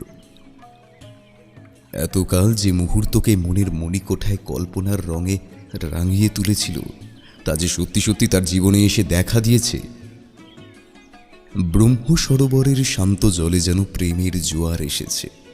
কুমারগুপ্ত কস্তুরীর ধবধবে গৌরবর্ণা হাতখানা নিজের হাতের মুঠোয় রেখে বলল, তোমার এই পানি গ্রহণ আমি করলাম, পারো তো ছাড়িয়ে নাও। আমার ভারী বইয়ে গেছে, তুমি আমার মনই বোঝো না। হাতখানা ধরে কি আমার মনের হদিশ পাবে? তুমি দেখো কস্তুরী, সময় এলে আমি নিজে বৃষকেতুর কাছ থেকে একদিন তোমায় চেয়ে নেব। সারা জীবনের মতো তোমায় আমি নিজের করে নেব কস্তুরী, তোমায় আমি নিজের করে নেব কস্তুরী। কস্তুরী আর কুমারগুপ্ত একে অপরের মুখের পানে চেয়ে রইল। অপরাহ্নের এক চিলতে রৌদ্র কস্তুরীর মুখে এসে পড়েছে। তাতে তার রূপের ছটা ঠিকরে বেরিয়ে আসছে। এই রূপের দিকে চেয়ে থাকলে যেন নেশা লেগে যায়। কুমারগুপ্ত আচ্ছন্ন হয়ে কস্তুরীর মুখের পানে চেয়ে রইল। এতে কস্তুরী ভারী লজ্জা পেয়ে বলল, কি হচ্ছে কি? চোখ সরা বলছি, আমার কিন্তু ভীষণ লজ্জা করছে। আর আর তাছাড়া পিছনে ভ্রাতার নৌকা রয়েছে, তার চোখে পড়লে তিনি কি ভাববে বলো তো? বেশ খানিকটা দূরে বৃষকেতুর ময়ূরপঙ্খী নৌকা সরোবরের জলে ঘুরে বেড়াচ্ছিল। সেখানে ভামরির একেবারে মুখোমুখি বসেছিল বৃষকেতু। গৃহ থেকে বেরোনোর সময় সে ভামরির জন্য কেনা উপহারটি নিয়ে এসেছিল, কিন্তু কিভাবে যে তাকে দেবে তা নিয়ে চিন্তা করছিল। ভামরি মুখ নিচু করে নীরব হয়ে বসেছিল। বৃষকেতু ভামরির দিকে চেয়ে বলল, আপনার জন্য কামরূপ থেকে একটি উপহার এনেছিলাম। এই বলে সে কোমরে জড়ানো বস্ত্র থেকে সোনার অঙ্গুরি আর রূপোর কাজল লতাখানি বার করল। তারপর ভামরির হাতখানি ধরে তার অনামিকায় পরিয়ে দিল, আর রূপোর কাজল লতাখানি তার হাতে দিয়ে বলল, এটি আপনার জন্য, রাখুন। আমার তরফ থেকে অতি সামান্য একটি উপহার। বৃষকেতুর স্পর্শে ভামরির হৃদয়ে কেমন এক আশ্চর্য অনুভূতি হতে লাগল, যা তার ইতিপূর্বে কখনো হয়নি। এ যেন এক অদ্ভুত ভালো লাগা। এর পূর্বে ভামরি কখনো কারো কাছ থেকে উপহার পায়নি। বিস্ময়ে সে বৃষকেতুর দেওয়া অঙ্গুরি আর কাজললতাখানি ভামরি দেখতে লাগল। বৃষকেতু তার হাতখানি ধরে বলল, এই আংটি আপনি সারা জীবন আপনার অনামিকায় পড়ে থাকবেন। আরও একটি প্রস্তাব ছিল আপনার কাছে। ভামরি লজ্জা লজ্জা মুখে শান্ত স্বরে বলল, বলুন। বৃষকেতু কিছুক্ষণ নিস্তব্ধ হয়ে রইল। তাকে চুপ থাকতে দেখে ভামরি বলল, চুপ করে রইলেন কেন? বলুন না, কি বলতে চান? বৃষকেতু ভামরির হাতখানি তার বলিষ্ঠ হাতে রেখে বলল, আমি যদি আপনার পানি গ্রহণ করতে চাই, আপনার কোনো আপত্তি নেই তো? এ কথার উত্তরও ভামরির জানা নেই। তার যেন কিংকর্তব্য বিমূঢ় অবস্থা। সৌভাগ্যের আনন্দে তার আখি প্রাতে জল চলে এলো। কেবল অস্ফুটে বলল ভামরি, হে ঈশ্বর, এই পরম সৌভাগ্য কি হবে আমার? যুবরাজ হর্ষবর্ধন অতি সত্বর যুদ্ধের জন্য প্রস্তুতি নিতে শুরু করে দিল। মাতুল ভান্ডির সাথে নিজে গেল সৈন্যদলের সাথে দেখা করতে। সুবিশাল সৈন্যদলকে বিভিন্ন অংশে বিভক্ত করে দিল। তারপর প্রতিটি দলের কাছে গিয়ে তাদের সাথে নিজে কথা বলে বুঝিয়ে দিল যুদ্ধের পদ্ধতি ঠিক কেমন হবে। সৈন্যদলকে এও মনে করিয়ে দিল যে এ যুদ্ধ হলো প্রতিশোধের যুদ্ধ। তারা যেন যুদ্ধ কৌশলের প্রতি নজর দেয়।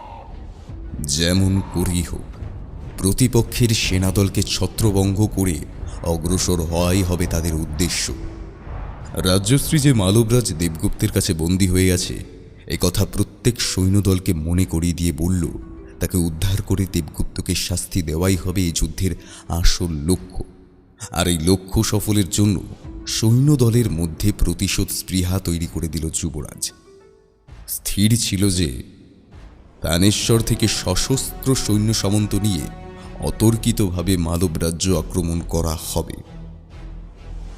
দেবগুপ্তকে কোনো প্রকারভাবেই যুদ্ধ প্রস্তুতি নিয়ে আগে থেকে সতর্ক থাকতে দেওয়া যাবে না।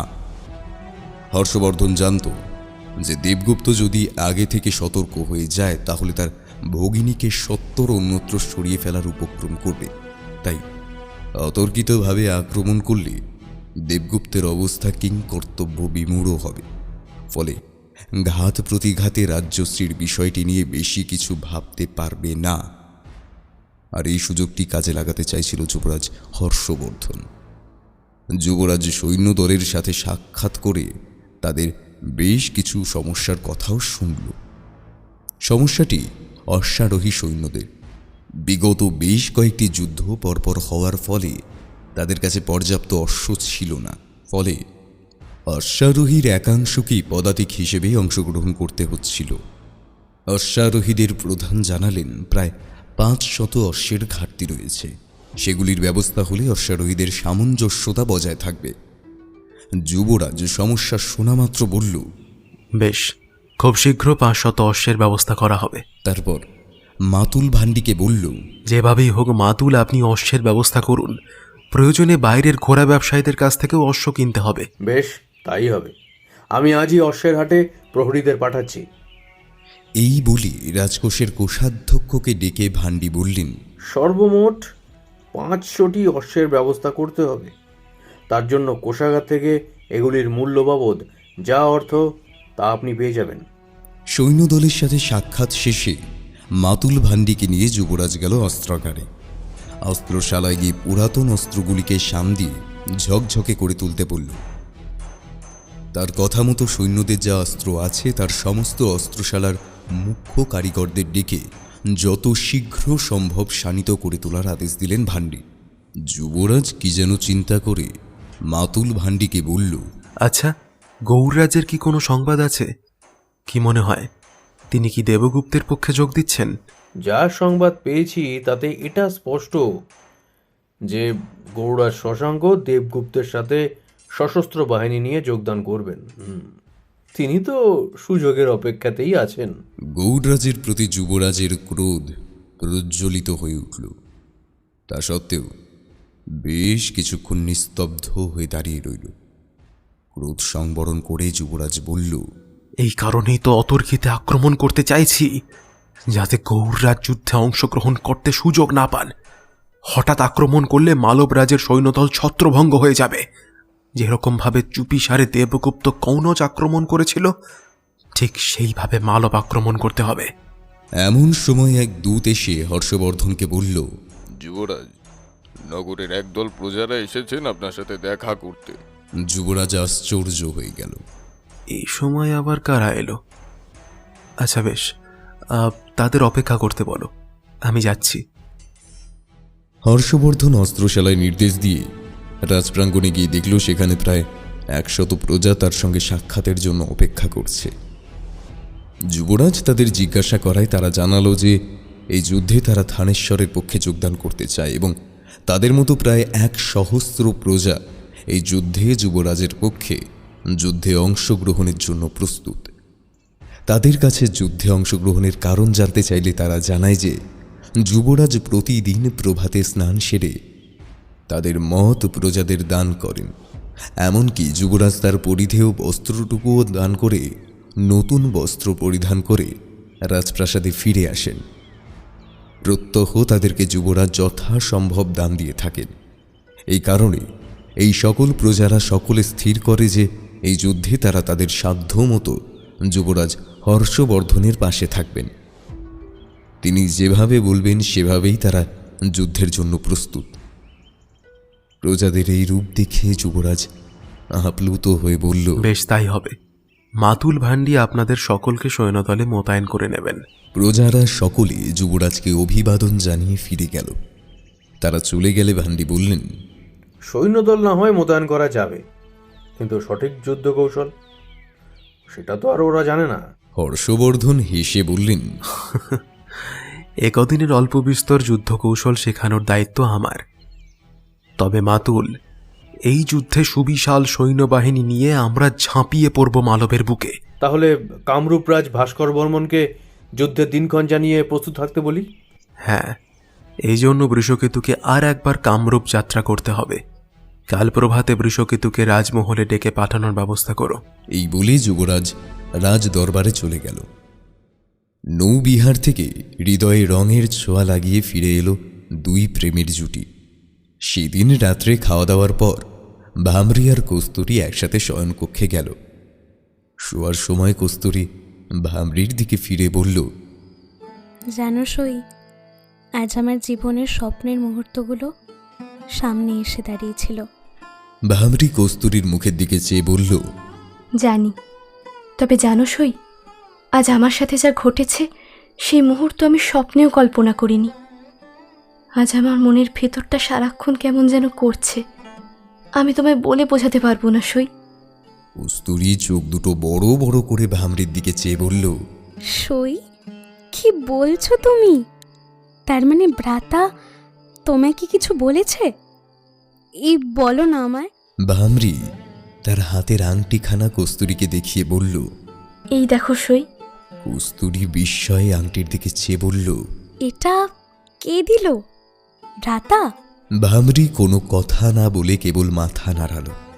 এই দেখে কস্তুরীর খুশিতে আত্মহারা হয়ে ভামরিকে বুকের মধ্যে জড়িয়ে ধরল। আনন্দে কস্তুরীর চোখে জল চলে এলো। বলল, আর কি বলেছে ভ্রাতা তোমায়? আমায় বলো সই, লজ্জা পেও না। ভামরি লজ্জা আরক্ত মুখে বলল, তিনি বলেছেন তিনি আমায় তার জীবন সঙ্গিনী রূপে পেতে চান। আমার সাথে তিনি বিবাহ বন্ধনে আবদ্ধ হতে চান। এই শুনে কস্তুরী পালঙ্কের উপর উঠে বসল। তারপর বলল, তাহলে তো শীঘ্রই শুভক্ষণ দেখতে হচ্ছে। এত ভালো সংবাদটা তুমি আমায় আগে দিতে তো। এই বলে কস্তুরী পালঙ্কে ঠেস দিয়ে আনমনে কি যেন ভাবতে বসল। তার কতদিনের ইচ্ছা তার ভ্রাতার ধুমধাম করে বিবাহ হোক, লোকজন নিমন্ত্রিত হোক, আর সেই আশাও হয়তো ঈশ্বর পূরণ করে দেবেন। এই ভেবে কস্তুরী দু হাত জোর করে কপালে ঠেকাল। ভামরি আর শুয়ে রইল না, সেও উঠে বসল। তারপর কস্তুরীকে স্পর্শ করে বলল, কি ভাবছো সই? কস্তুরী স্মিত হেসে বলল, কিছু না। জানো সই, ভ্রাতা যে তোমায় পছন্দ করেন সেটা আমি আগে থেকেই বুঝতে পেরেছিলাম। আমার চোখে ফাঁকি দেওয়া অত সহজ নয়। ভামরি নীরবে ভাবতে লাগলো তার জীবনের পরিণতির কথা। তার নিজের বলতে তো এখন আর কেউ নেই, শুধু এই দুটি মানুষ যারা তাকে সারা জীবনের মতো নিজের করে নিতে চায়। ভামরি নিজের মা বাপ সকলকে হারিয়েছে। রাজ্য ছেড়ে দেশ ছেড়ে যার হাত ধরে শুধুমাত্র বাঁচার জন্য চলে এসেছে, সেই মানুষটা তার জন্য কি কি যে করে চলেছে তার হিসেবে জীবনে সে করতে পারবে না। মাঝে মাঝে তার মনে হয় এই মানুষগুলো জাতপাত ভেদাভেদের ঊর্ধ্বে রক্ত মাংসের মানুষ। পৃথিবীর বুকে যে এমন মানুষদের অস্তিত্ব থাকতে পারে তা সে থানেশ্বরে এসে জেনেছে। আর সে দেবপ্রতিম মানুষগুলো যখন তাকে একান্ত আপন করে নিতে চায় তখন তখন ভামরির মনে হয় ঈশ্বরের তার প্রতি অশেষ কৃপা হয়তো বা গত জন্মের পুণ্যের ফল যা তাকে এই রূপে পেতে হচ্ছে। ভামরি ভাবে জীবন তার থেকে হয়তো তার প্রিয়জনদের কেড়ে নিয়েছে, কিন্তু যা দিয়েছে তা তো তার মতো হতভাগিনীর জীবনের স্বপ্ন। ভামরি মনে মনে ঈশ্বরকে জানে এই স্বপ্ন যেন তার কখনো না ভাঙে। হঠাৎ তার মনে পড়ল এই যা, তার সইও তো আজ কুমারগুপ্তের সাথে একাকী নৌবিহার করেছে। নিশ্চয়ই তার মনেও প্রেমের ফুল ফুটিয়ে দিয়েছেন কুমারগুপ্ত। এই ভেবে সে উচ্ছ্বসিত হয়ে বলল, আচ্ছা সই, নৌবিহারের সময় তিনি তোমায় কিছু বলেননি? ভামরির কথায় কস্তুরীর সম্বিত ফিরে মৃদু হেসে বলল, সে অনেক কথা, কথাটা শেষই হয় না। এতদিন তার মনের সব কথা ফাল্গুন ধারার মতো বইছিল, আর সে সব কথা আমায় বলে যাচ্ছিল, আর আমি নীরবে তার সব কথা শুনেছি। তাতে কেবল ভালোবাসা আর ভালোবাসা, খাঁটি নির্ভেজাল ভালোবাসা ছাড়া আর অন্য কিচ্ছু ছিল না। কিছুক্ষণ চুপ করে থেকে কস্তুরী ভামরির হাতখানা ধরে বলল, তোমাদের বিবাহ হয়ে গেলে তুমি দয়া করে আমাদের ভালোবাসার কথা ভ্রাতাকে বলো। এই গুরু দায়িত্ব আমি অনেক আশা করে তোমার উপর দিলাম সই। এই প্রথম কস্তুরী ভামরির থেকে প্রতিশ্রুতি চাইছে। ভামরির বিস্ময়ে তার দিকে চেয়ে বলল, আমি কথা দিচ্ছি সই, তোমাদের ভালোবাসার কথা আমি নিজের মুখে তোমার ভ্রাতাকে বলবো। এই আমি তোমায় কথা দিলাম। কস্তুরী ভামরিকে বুকে আঁকড়ে ধরল। আনন্দে দু চোখ বেয়ে তার অশ্রু গড়িয়ে পড়ল। এতটা ভরসা সে কাউকে করতে পারবে না। কস্তুরী চোখের জল মুছে বলল, যত যত শীঘ্র সম্ভব তোমাদের বিবাহের ব্যবস্থা করতে হবে। আমি আমি কালই পুরোহিতের সাথে কথা বলে শুভ দিনক্ষণ দেখে রাখি। আমার একমাত্র ভ্রাতার বিবাহ বলে কথা, তা আবার আমার আদরের সইয়ের সাথে। সবটা আমাকেই করতে হবে। এত স্নেহ, এত ভালোবাসা ভামরি এর আগে জীবনে কখনো পায়নি। নতুন জীবন তার স্বপ্নের মতো হয়। মনে মনে সে ঈশ্বরকে জানায় এই স্বপ্ন যেন তার কখনো না ভেঙে যায়। বৃষ্কিতু আর ভামরির বিবাহের শুভ দিন স্থির হল। পরের দিন প্রভাতে ভৃত্যদের নিয়ে রাজমহল থেকে কুমারগুপ্তকে ডেকে পাঠালো বৃষ্কেতু। সে এলে বৃষ্কেতু তাকে বিবাহর নিমন্ত্রণ করে একরকমভাবে বিবাহ আয়োজনের সমস্ত দায়িত্বই চাপিয়ে দিল। প্রিয় বন্ধুর বিবাহের এই আকস্মিক আমন্ত্রণে কুমারগুপ্ত অত্যন্ত খুশি হয়ে উঠল। বৃষ্কেতু তাকে জানালো যে তার আর ভামরির বিবাহ ভীষণ ধুমধাম করে হোক, এই তার মনের ইচ্ছা। এই কারণে সে যুবরাজ থেকে শুরু করে বন্ধুবান্ধব, নগরের গণ্যমান্য ব্যক্তিবর্গ এবং ধনী দরিদ্র সকলকেই এই বিবাহে নিমন্ত্রণ করতে চায়। পুরোহিত থেকে শুরু করে বিবাহের মণ্ডপসজ্জার কারিগর ঠিক করার সব দায়িত্ব কুমারগুপ্তের উপরে এসে পড়ল। এত খুশির মধ্যেও কুমারগুপ্ত বেশ খানিকটা গম্ভীর মুখে বৃষ্কেতুকে বলল, আচ্ছা, তুমি কি শুনেছ রাজ্যে যুদ্ধের প্রস্তুতি চলছে? পরিস্থিতি এখনো বেশ উদ্বিগ্ন।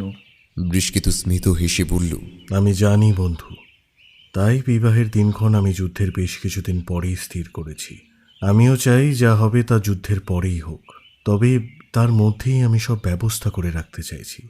তুমি তো বুঝতেই পারছো বন্ধু, যত শীঘ্র সম্ভব ভামরিকে আমার নিজের ভার্যার পরিচয় দিতে চাইছি। না হলে পরে কোনো সমস্যা হতে পারে।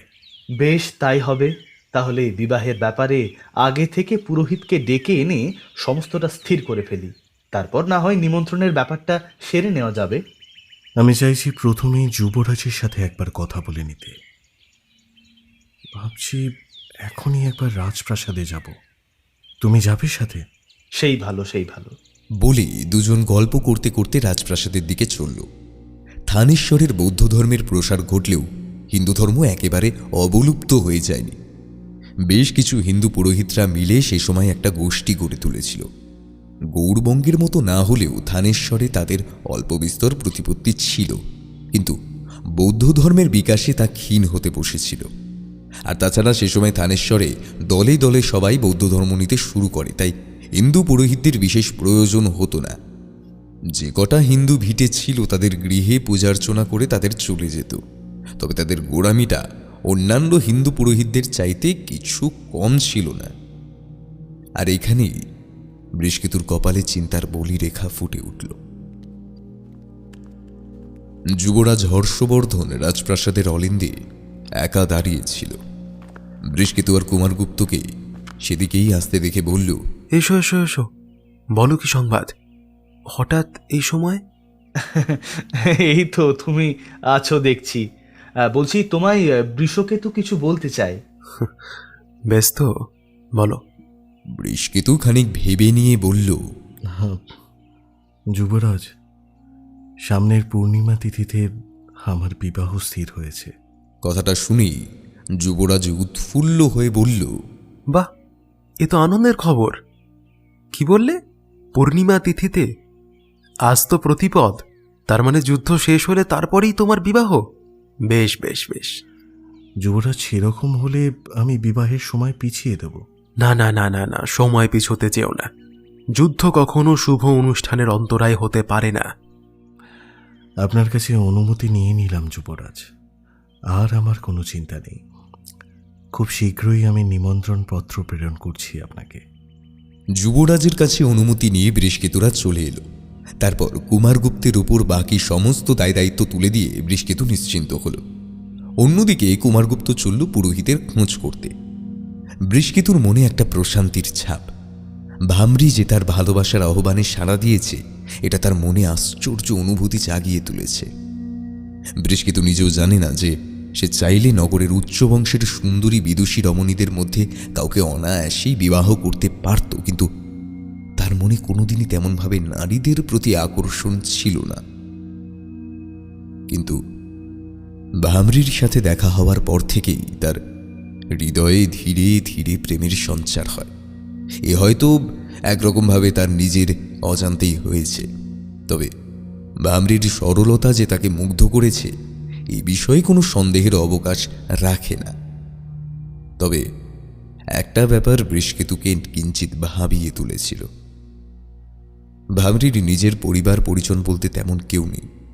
এই বিবাহে যদি সেই নিয়ে কোনো সমস্যা হয় তাহলে বৃষকেতু ভেবেই রেখেছে এমন কিছু হলে সে বৌদ্ধ মঠের দ্বারস্থ হবে। প্রয়োজনে সে না হয় বৌদ্ধ ধর্ম গ্রহণ করে বৌদ্ধ মতে বিবাহ করবে, কিন্তু কোনোভাবেই সে পিছিয়ে আসবে না। একবার যখন বিবাহ স্থির হয়েই গেছে তখন পিছিয়ে আসার প্রশ্ন ওঠেই না। দেবগুপ্তের পাটরানী প্রিয়ঙ্বদা অত্যন্ত ঝুঁকি নিলেন। তিনি বৌদ্ধ সন্ন্যাসী বসুমিত্রের সঙ্গে রাজ্যশ্রীকে রাজপ্রাসাদের গোপন পথ দিয়ে পালিয়ে যেতে সাহায্য করলেন। বিদায়কালে রাজ্যশ্রী অশ্রুসিক্ত চোখে পাটরানী প্রিয়ঙ্বদার হাত দুটি ধরে বলল, রাজমহিষী, আপনার এই ঋণ আমি কোনো দিন শোধ করতে পারবো কিনা জানি না। আজ আপনি যেভাবে আমার সতীত্ব রক্ষা করলেন তা জন্ম জন্মান্তরেও ভুলব না। নিজে একজন নারী হয়ে অন্য নারীর সম্মান রক্ষা করাটা আমার ধর্ম। যাই হোক, ওদিকে রাজপ্রহরীরা খোঁজ করার আগেই তুমি সন্ন্যাসীর সাথে 70 রাজ্য ত্যাগ করো। তাকে সশ্রদ্ধ বিদায় জানিয়ে রাজ্যশ্রী সন্ন্যাসী বসুমিত্রের সাথে রাতের নির্জন অন্ধকারে দ্রুত পদে প্রস্থান করল। তারপর সারা রাত্রি কেবল বিরামহীন পথ চলা। সন্ন্যাসী বসুমিত্র তাকে জনপ্রাণী শূন্য পথের মধ্যে দিয়ে নিয়ে যেতে লাগলেন, যাতে পাছে কেউ সন্দেহবশত তাদের পিছু না করে।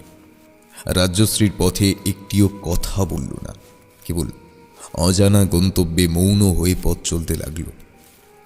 মনের অবস্থা তার স্থির ছিল না, কেবলই মনে হচ্ছিল তার প্রাণের মানুষটা তার জীবন থেকে চিরকালের জন্য দূরে চলে গেছে। এই জীবন তার কাছে দুঃখের সাগরের ন্যায় প্রতীয়মান। চোখের সামনে কেবলই স্বামী গ্রহবর্মণের অবয়ব ভেসে উঠছিল। কতই না ভালোবাসত তাকে গ্রহবর্মণ। কনৌজের সকলকে তার শিল্পকলার ভূয়সী প্রশংসা করে গ্রহবর্মণ বলতো, তোমাদের রানীমা সাক্ষাৎ রূপে লক্ষ্মী, গুণে সরস্বতী। কত রাত তার প্রশস্ত বক্ষে মাথা রেখে রাজ্যশ্রী প্রেমের সাগরে ভেসে গেছে। পূর্ণিমার পূর্ণ চন্দ্রের দিকে তাকিয়ে এক এক সময় গ্রহবর্মণ বলে উঠত, দেখো, ওই আকাশের সাথে আমার মিল কোথায় জানো? ভালো করে দেখো, ওই আকাশের বক্ষে একটাই মাত্র চাঁদ আছে, আর আমারও যে তাই। রাজ্যশ্রী লজ্জায় রাঙা হয়ে তার বুকে মুখ লুকাত। সেই সমস্ত স্মৃতি যেন অবচেতন হৃদয়ের প্রান্ত থেকে বারবার মনে পড়তে লাগলো রাজ্যশ্রীর। চোখ থেকে টপ টপ করে গাল বেয়ে অশ্রু গড়িয়ে পড়ছিল তার। কোন পথ দিয়ে যে রাজ্যশ্রী সন্ন্যাসীর সাথে চলেছে তার সম্পূর্ণ অজানা। সারা রাত্রি ব্যাপী পথ চলেও রাজ্যশ্রীর কোনো ক্লান্তি নেই, কেবল এক রাশ দুঃখ তার অন্তরে দলা পাকিয়ে উঠছে। পথ চলতে চলতে একসময় ধীরে ধীরে উষার আলো ফুটে উঠল। ততক্ষণে মালবের সীমানা পেরিয়ে বিস্তর অতিক্রম করে এক লোকালয়ে এসে পৌঁছেছে তারা। এই প্রথম বসুমিত্র তাকে বললেন, দেবী, সারা রাত পথ চলে আপনি ক্লান্ত, চলুন, নিকটেই একটি বৌদ্ধ মঠ আছে, সেখানে বিশ্রাম করে নেবেন। রাজ্যশ্রী এবার তাকে বললেন, আচার্য, আমরা এখন কোথায় এসে পৌঁছেছি? তিনি ধীর উদাত্ত কণ্ঠে বললেন, আমরা মালবের সীমানা ছাড়িয়ে এখন বিদিশা নগরীতে এসে উপনীত হয়েছি। আর কোনো ভয় নেই, আপনি নির্ভয়ে বৌদ্ধ মঠে চলুন। অন্যদিকে তখন মালবরাজ দেবগুপ্তের কাছে রাজ্যশ্রীর কারাগার থেকে পলায়নের সংবাদ চলে গেছে। ক্রোধ প্রজ্বলিত হয়ে উঠল মালবরাজের। রাজপ্রহরীদের জিজ্ঞাসা করাতে তারা বলে যে পাটরানী প্রিয়ংবদা কারাগৃহে এসে তাকে নিয়ে যান। এরপর তারা বিশেষ কিছু জানে না। তারা সেই সময় তাকে সংবাদ দিতে পারেনি, কারণ তিনি তখন সুরায় আসক্ত হয়েছিলেন। এই শুনে দেবগুপ্তের মাথায় যেন আগুন জ্বলে উঠল। সত্তর দিক বিদিক জ্ঞান শূন্য হয়ে পাটরানী প্রিয়ংবদার মহলের দিকে ছুটল। মহারাজ ক্ষিপ্ত হয়ে তার মহলের দিকে আসছে এই সংবাদ পেয়ে প্রিয়ংবদা স্থির হয়ে রইল। এ আমি কি শুনছি রানী? হ্যাঁ, তুমি নাকি রাজ্যশ্রীকে কারাগার থেকে নিয়ে এসে পালাতে সাহায্য করেছ? হ্যাঁ, এত বড় সাহস তোমার হয় কি করে? প্রিয়ংবদা দেবগুপ্তের চোখে চোখ রেখে বলল, আমার চোখের সামনে আপনাকে আমি পরস্ত্রীর সতীত্ব নাশের মতো পাপ কার্য করতে দিতে পারি না। দেবগুপ্তের চক্ষু রক্তবর্ণ হয়ে উঠল। সে পাটরানীর দিকে সক্রোধে দৃষ্টিপাত করে বলল, তুমি জানো এর শাস্তি কি হতে পারে? প্রিয়ংবদার কণ্ঠে যেন ভয়ের লেশ মাত্র নেই। সে দেবগুপ্তের রক্তবর্ণ চক্ষুকে উপেক্ষা করে বলল, কোনো নারীর সতীত্ব রক্ষা অপরাধ নয়। আপনি ক্রোধে অন্ধ হয়ে গেছেন রাজন, হিতাহিত জ্ঞান আপনার নেই। আপনি এই ক্রোধের আগুনে হয়তো আমাকেও হত্যা করে ফেলবেন। কিন্তু একটা কথা মনে রাখুন, যে পাপ কাজ আপনি করতে যাচ্ছিলেন তা থেকে যথাসাধ্য আমি আপনাকে রক্ষা করেছি। এই শুনে দেবগুপ্ত গর্জন করে বলল, বলো তাকে কোথায় পাঠিয়েছ, না হলে কঠিন শাস্তি তোমার জন্য অপেক্ষা করছে। প্রিয়ংবদা যেন শাস্তির ভীতিকে এক লহমায় উড়িয়ে দিয়ে বলল, প্রাণ থাকতে সে আপনি আমার কাছ থেকে কোনো দিনও জানতে পারবেন না রাজন। পাটরানী প্রিয়ংবদাকে মৃত্যুদণ্ড দেওয়ার কথা দেবগুপ্ত স্বপ্নেও কল্পনা করতে পারবে না। রানী প্রিয়ংবদার রূপের মোহে তার সমস্ত শক্তি মুহ্যমান হয়ে পড়ে। যত রাগী তার হোক না কেন, তার প্রাণ নেওয়া দেবগুপ্তের পক্ষে অসম্ভব। এত পাটরানীদের মধ্যে প্রিয়ংবদাই তার সবচাইতে প্রিয়। অমন রূপসী নারী তার ভালোবাসার পাত্রী, তার অঙ্কশাইনী, তার প্রিয়তমা। ক্রোধে অন্ধ হয়ে তাকে হত্যা করতে সে পারবে না। তবুও যেন রাজ্যশ্রীর এভাবে পালিয়ে যাওয়াকে সে কোনোভাবেই মেনে নিতে পারছে না। গলার স্বর নামিয়ে দেবগুপ্ত বলল, তুমি জানো প্রিয়ংবদা, আমি তোমায় হত্যা করতে পারবো না, কিন্তু শাস্তি তোমার নিশ্চয়ই হবে। প্রিয়ংবদা যেন এবার তাচ্ছিল্যের সুরে বলল, যা অপরাধ নয় তার আবার শাস্তি কি? সত্যিই যদি অপরাধ করতাম তার শাস্তি আমি মাথা পেতে নিতাম। দেবগুপ্ত প্রিয়ংবদার কাঁধ দুটি দুবাহু দিয়ে শক্ত করে ধরে বলল, এ তুমি কেন করলে? মালবের অন্য কেউ এ কাজ করলে আমার তরবারের আঘাতে তার মাথার ধর থেকে আলাদা হয়ে যেত, কিন্তু তুমি জানো তোমায় আমি কিচ্ছু করতে পারবো না, তাই তুমি। প্রিয়ংবদা তার কোমল দুহাতখানি দেবগুপ্তের বাহু স্পর্শ করে বলল, আপনি শান্ত হন রাজন। মেঘমুক্ত আকাশে অর্ধচন্দ্র আর অগণিত তারা ঝলমল করছে। মালবের প্রজাগণ নিষ্পাপ শিশুর মতো সেই নক্ষত্র খচিত আকাশের নিচে যেন গভীর ঘুমে আচ্ছন্ন। সমগ্র মালবরাজের সৈন্যদল ধারণাও করতে পারছে না যে তাদের উপর কি ভীষণ বিপদ ঘনিয়ে আসতে চলেছে। আগের দিন প্রত্যুষ এই থানেশ্বর থেকে যুবরাজ হর্ষবর্ধন কাতারে কাতারে সৈন্য সামন্ত নিয়ে মালব আক্রমণের জন্য বেরিয়ে পড়েছিল। রাতের অন্ধকারে সৈন্যদল মালবে এসে পৌঁছল। দেবগুপ্ত যেরকম অন্যায়ভাবে কনৌজ আক্রমণ করে তার প্রতিশোধের বহ্নি শিখা তখন হর্ষবর্ধনের অন্তরে দাউ দাউ করে জ্বলছে। যুবরাজ হর্ষবর্ধনের যুদ্ধ পরিকল্পনা সম্পর্কে বিন্দু মাত্র জানতে পারল না দেবগুপ্ত। তবে রাতের অন্ধকারে যুবরাজ আক্রমণের সিদ্ধান্ত নিল না। যুদ্ধের প্রাঙ্গণে বীরের মতো যুদ্ধের আবাহন দিতে চাইল। প্রকাশ্য দিবালোকে যুদ্ধের সকল নিয়ম মেনে দেবগুপ্তের সিংহাসনচ্যুত করাই তার লক্ষ্য।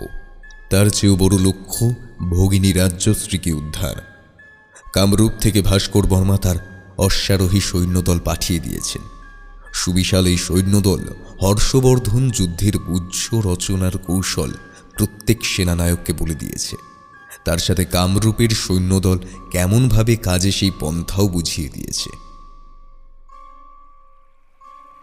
সে রাত্রে হর্ষবর্ধনের এই বিশাল সেনা এবং গুপ্তচর বাহিনী শিপ্রা নদীর তীরে মহাকালের মন্দির সংলগ্ন সুবিশাল প্রান্তরে শিবির স্থাপন করল। বৃষকেতুকে অবশ্য যুবরাজ এই যুদ্ধে অংশ নিতে এক প্রকার নিষেধই করেছে।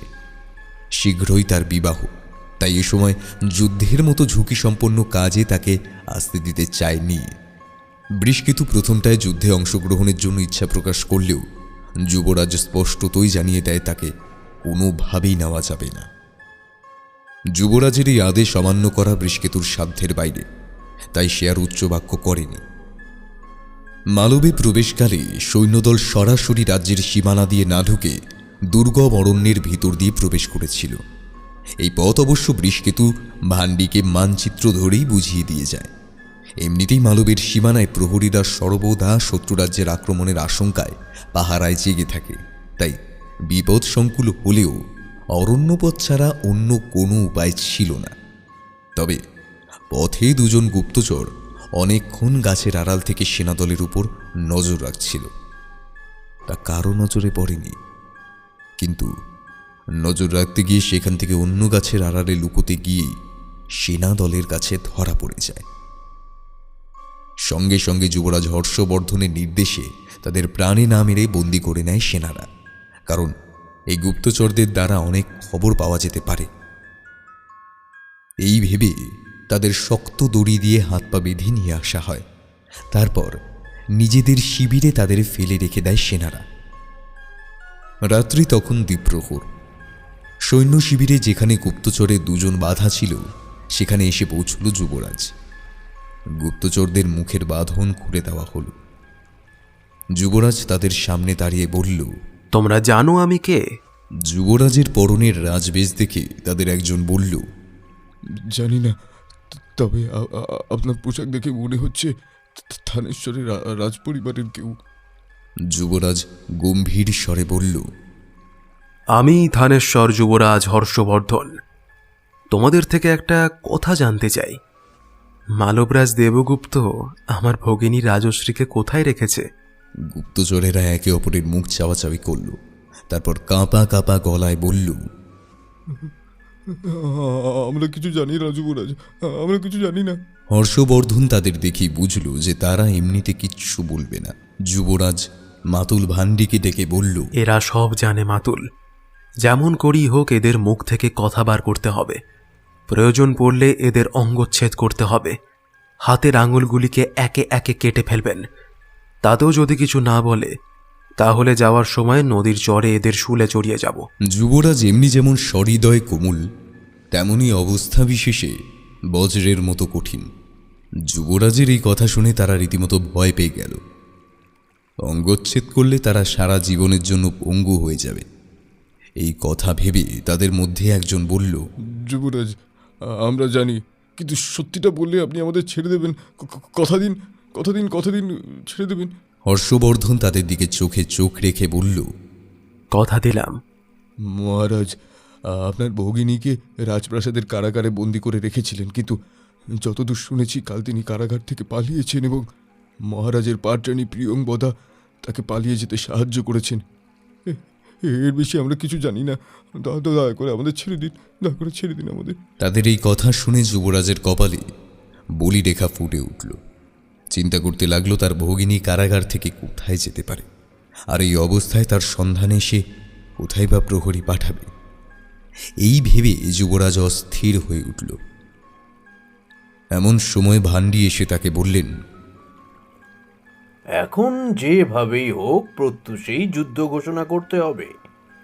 খুব বেশি সময় এখানে শিবির রেখে অপেক্ষা করে কোনো লাভ নেই।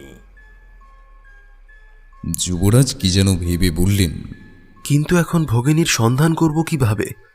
এই গুপ্তচরদের কথা যদি সত্যি হয়, তাহলে তো একমাত্র দেবগুপ্ত পাটরানীর প্রিয়ংবদা ছাড়া ভগিনী সম্পর্কে কেউ কিচ্ছু বলতে পারবে না।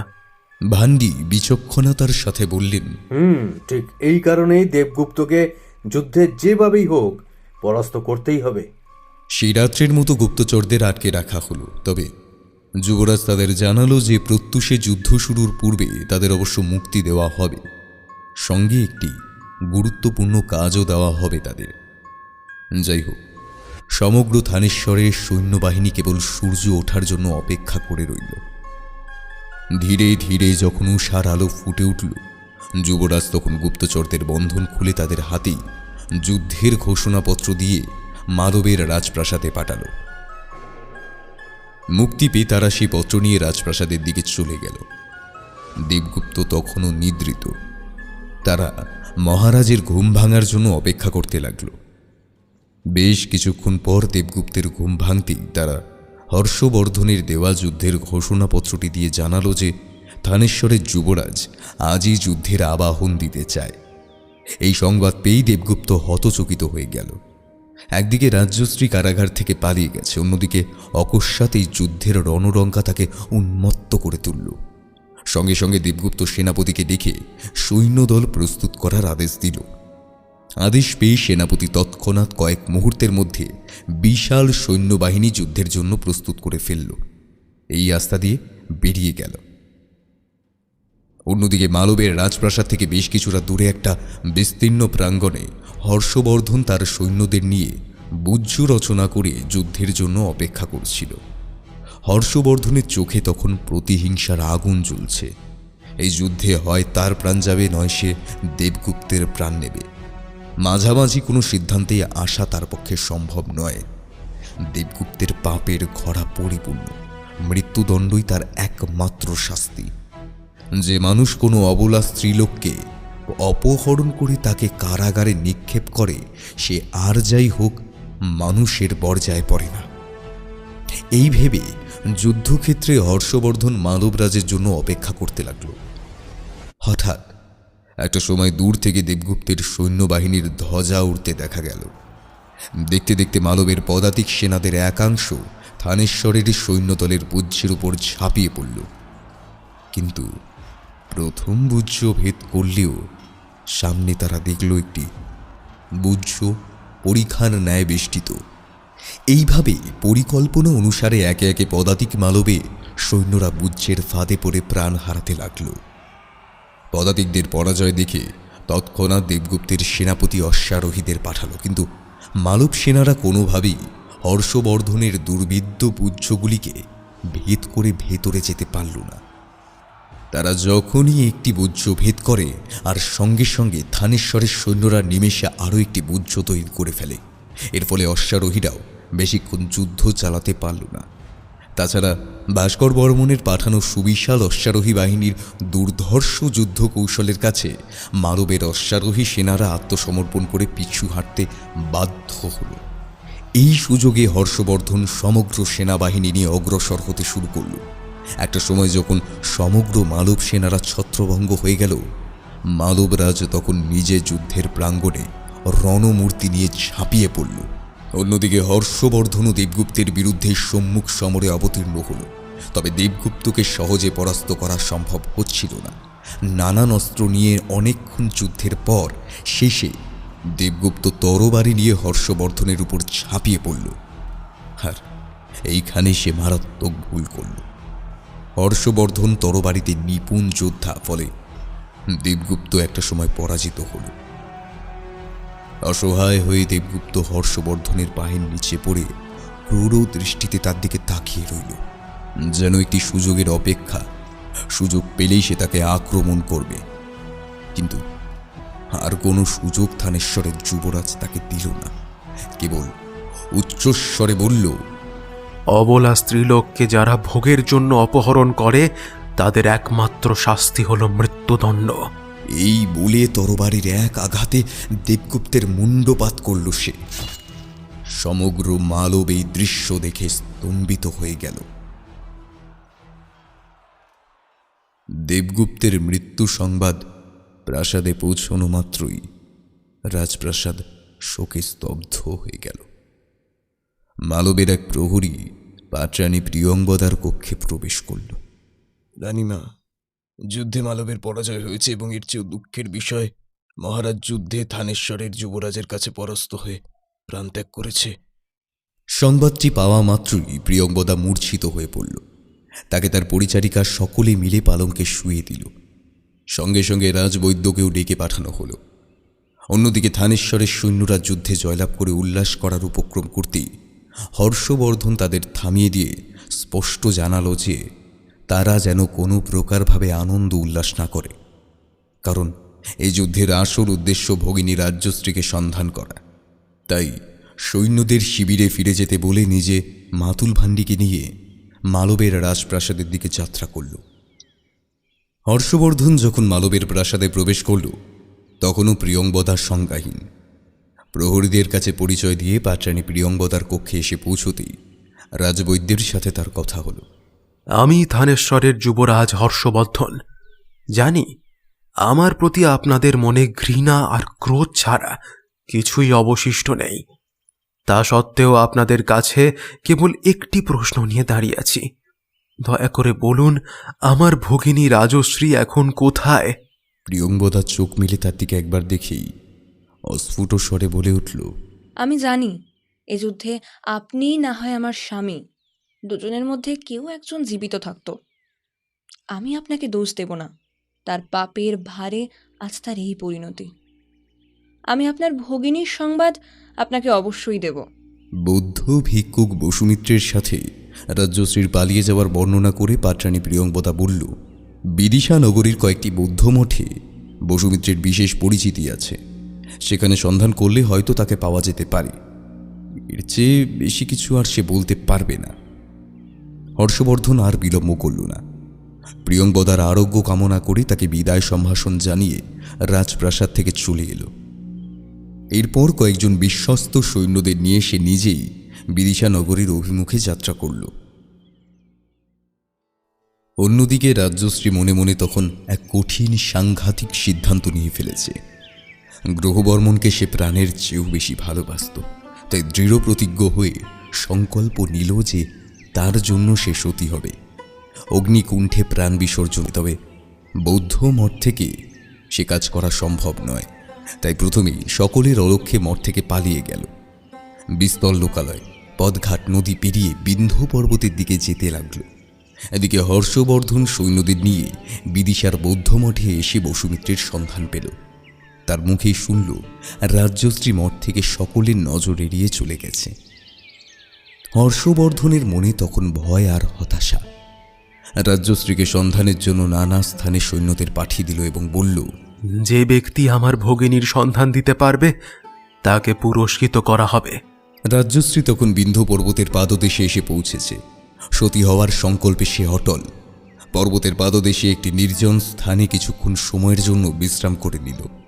তারপর চারিপাশ থেকে শুষ্ক ডালপালা, কাঠকুটো জোগাড় করতে লাগলো। অগ্নিকুণ্ড প্রস্তুত করতে হলে অল্প কাঠে তা সম্ভব নয়, তাই যতটা সম্ভব বেশি বেশি করে কাঠ সংগ্রহ করতে লাগলো। হর্ষবর্ধন নিজে তখন বসুমিত্রকে সঙ্গে নিয়ে রাজ্যশ্রীকে খুঁজতে বেরিয়ে পড়ল। কাছাকাছি গ্রামগুলোতে কেউ কিছু বলতে পারল না, তবে তার সৈন্যরা সংবাদ নিয়ে এলো যে বেশ কিছু দূরে কয়েকটি লোকালয়ে জিজ্ঞাসাবাদ করে তারা জানতে পেরেছে সে এক অপরিচিতা রমণীকে তারা বিন্ধ্য পর্বতের অভিমুখে যেতে দেখেছে। তার অঙ্গে রাজবস্ত্র। যুবরাজ তৎক্ষণাৎ বিন্ধ্য পর্বত অভিমুখে ঘোড়া ছোটাল। রাজ্যশ্রী নানা স্থান থেকে প্রচুর ডালপালা, কাঠকুটো সংগ্রহ করে অগ্নিকুণ্ড নির্মাণ উদ্যোগ করছিল, কিন্তু নির্জন স্থানে আগুন পাওয়াটা প্রায় দুঃসাধ্য। তাই চকমকি পাথরের সন্ধানে সে ঘুরছিল। অনেক সন্ধান করে বিন্ধ্য পর্বতের পাদদেশে একটি গিরিগুহার কাছে দুটি চকমকি পাথর সংগ্রহ করল। সেগুলি বার কয়েক ঠোকাঠুকির ফলে আগুনে স্ফুলিঙ্গ বের হলো। রাজ্যশ্রী দেরি না করে পাথরগুলো নিয়ে চলে এলো। তারপর ঠুকে ঠুকে আগুনে স্ফুলিঙ্গ দিয়ে কাঠকুটো ডালপালা জ্বালিয়ে অগ্নিকুণ্ড নির্মাণ করে ফেলল। ইষ্টদেবতার নাম নিয়ে সে কুণ্ডে নিজেকে সমর্পণ করতে যাবে এমন সময় খটখট করে ঘোড়ার খুঁড়ের শব্দ ভেসে এলো। এক মুহূর্ত পিছন ফিরে তাকিয়ে দেখল ভ্রাতা হর্ষবর্ধন। আগুনে লেলিহান শিখার সামনে রাজ্যশ্রীকে ওভাবে দেখে হর্ষবর্ধনের রক্ত হিম হয়ে গেল। সে ঘোড়া থেকে নেমে এসে দৌড়ে গেল রাজ্যশ্রীর দিকে। রাজ্যশ্রী তখন অগ্নিকুণ্ডে মরণ ছাপ দেওয়ার জন্য এগিয়ে যাচ্ছে। হর্ষবর্ধন দুর্বার গতিতে গিয়ে অতি দ্রুত তার হাত ধরে টেনে আনল। অগ্নিকুণ্ডে প্রাণ বিসর্জন তার হল না। রাজ্যশ্রী আর স্থির থাকতে না পেরে হর্ষবর্ধনের কাঁধে মাথা রেখে মুহূর্তের মধ্যে মূর্ছা গেল। বিন্ধ্য পর্বতের কোলে যে তার ভগিনী এইভাবে সতী হতে উদ্যত হবে তা সে স্বপ্নেও ভাবতে পারেনি।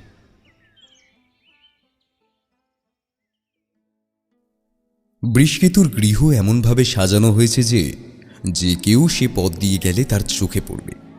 গৃহের অলিন্দগুলিতে নানা ফুল দিয়ে কারুকার্য করা হয়েছে। ফটকের সামনে দুধারে সুরতোলা হস্তি মূর্তি বসানো। নানান রঙের চেলি কাপড় দিয়ে অপূর্ব নকশা করে সাজানো হয়েছে। অলিন্দের ধারে ধারে একের পর এক কলকা করে দ্বীপ জ্বালানো হয়েছে। স্থানে স্থানে কাঁচের ঝাড়বাতিতে সারা গৃহ আলোয় ঝলমল করছে। প্রচুর নিমন্ত্রিত লোকের আনাগোনা। অবশ্য কেউই বৃষকেতুর আত্মীয় নন। সকলেই তার নগরের পরিচিত আর বয়োজ্যেষ্ঠগণ। ছোটরাও তার গৃহে হইচই করছে। রাজদূত বলে কথা। সমাজে তার যে সম্মান তাতে সকলকে নিমন্ত্রণ না করলে মান থাকে না। কুমারগুপ্ত সারাদিন ভীষণ ব্যস্ত ছিল। বিবাহের জন্য যাবতীয় দায়িত্ব বৃষকেতু তার উপর দিয়ে গেছে। সন্ধ্যায় বিবাহের শুভ লগ্ন, তাই ভোজের আয়োজন থেকে শুরু করে বিবাহ অনুষ্ঠানের সমস্ত খুঁটিনাটি কুমারগুপ্ত নিজেই তদারকি করছিল। পুরোহিত সে নিজেই ঠিক করে এনেছিল। সমস্ত কিছু সুষ্ঠুভাবে সম্পন্ন হলেই তার শান্তি।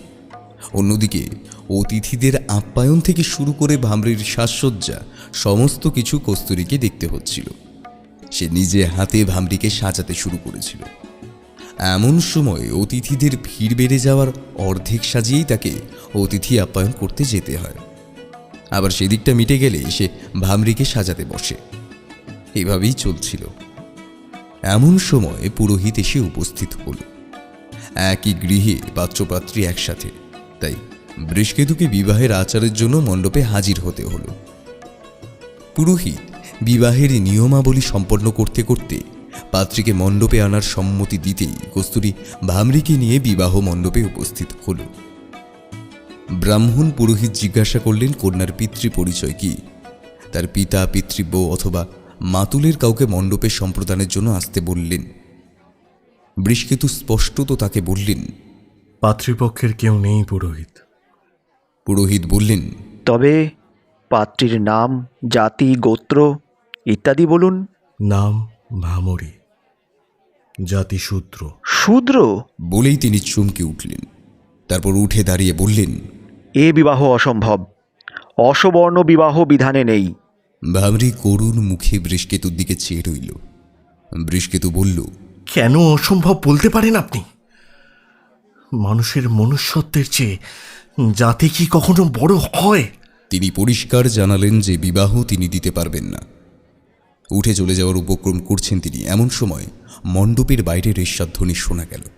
সকলে জানালো যুবরাজ হর্ষবর্ধন রথ থেকে নেমে মণ্ডপে আসছেন। তার সাথে রাজ্যশ্রীও উপস্থিত। এই শুনে পুরোহিত স্থির হয়ে রইলেন। যুবরাজ হর্ষবর্ধন এসে পুরোহিতকে দাঁড়িয়ে থাকতে দেখে বললেন, কি হলো? বিবাহ স্থগিত কেন? তিনি জানালেন যে অসবর্ণ বিবাহ তিনি দিতে পারবেন না। যুবরাজ আশ্চর্য হয়ে বললেন, কেন? কন্যা জাতিতে শূদ্র। যুবরাজ পুরোহিতের দিকে স্থির দৃষ্টিতে চেয়ে গম্ভীর স্বরে বলল, আপনি আমার রাজ্যের প্রজা। আমি এক্ষুনি আপনাকে বিবাহ সুসম্পন্ন করার আদেশ দিচ্ছি, অন্যথায় মৃত্যুদণ্ড।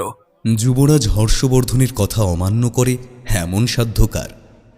থানেশ্বরের যুবরাজকে সকলে ঈশ্বরের মতো শ্রদ্ধা করে। ব্রাহ্মণ যুবরাজের কথায় শিহরিত হয়ে বলল, যথা আজ্ঞা যুবরাজ। এই প্রথম থানেশ্বরে অসবর্ণ বিবাহ অনুষ্ঠিত হলো।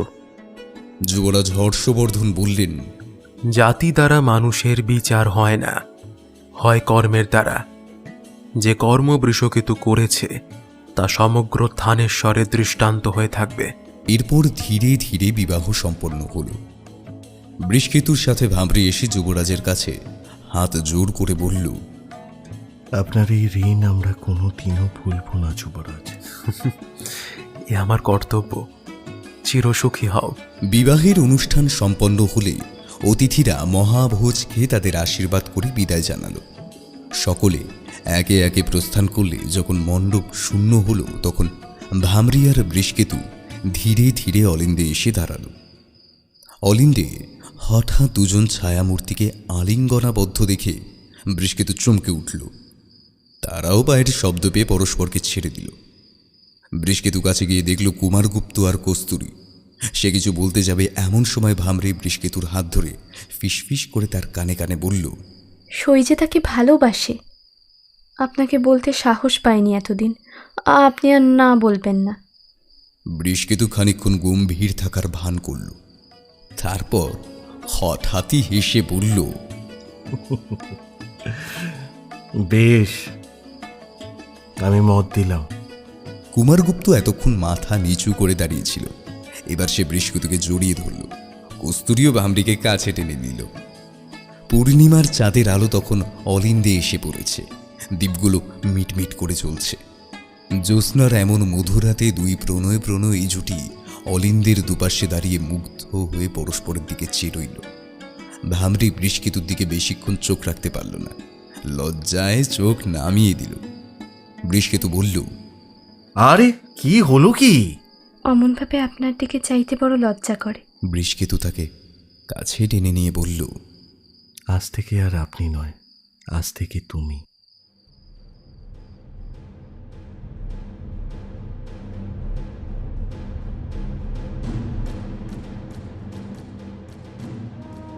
এভাবেই জয় হলো ভালোবাসা। জাতপাতের ঊর্ধ্বে গিয়ে প্রেমিক প্রেমিকাদের মন মিলে মিশে একাকার হয়ে গেল। ইতিহাসের পাতায় স্বর্ণাক্ষরে লেখা রইল থানেশ্বর রাজ হর্ষবর্ধনের নাম। মহাসংগ্রামের মধ্য দিয়ে নূতন যুগের সূচনা হল। গুপ্তচর বৃষকেতুর নাম হয়তো কোথাও নেই, নাইবা থাকল, সে তো থাকবে আমাদের মনে।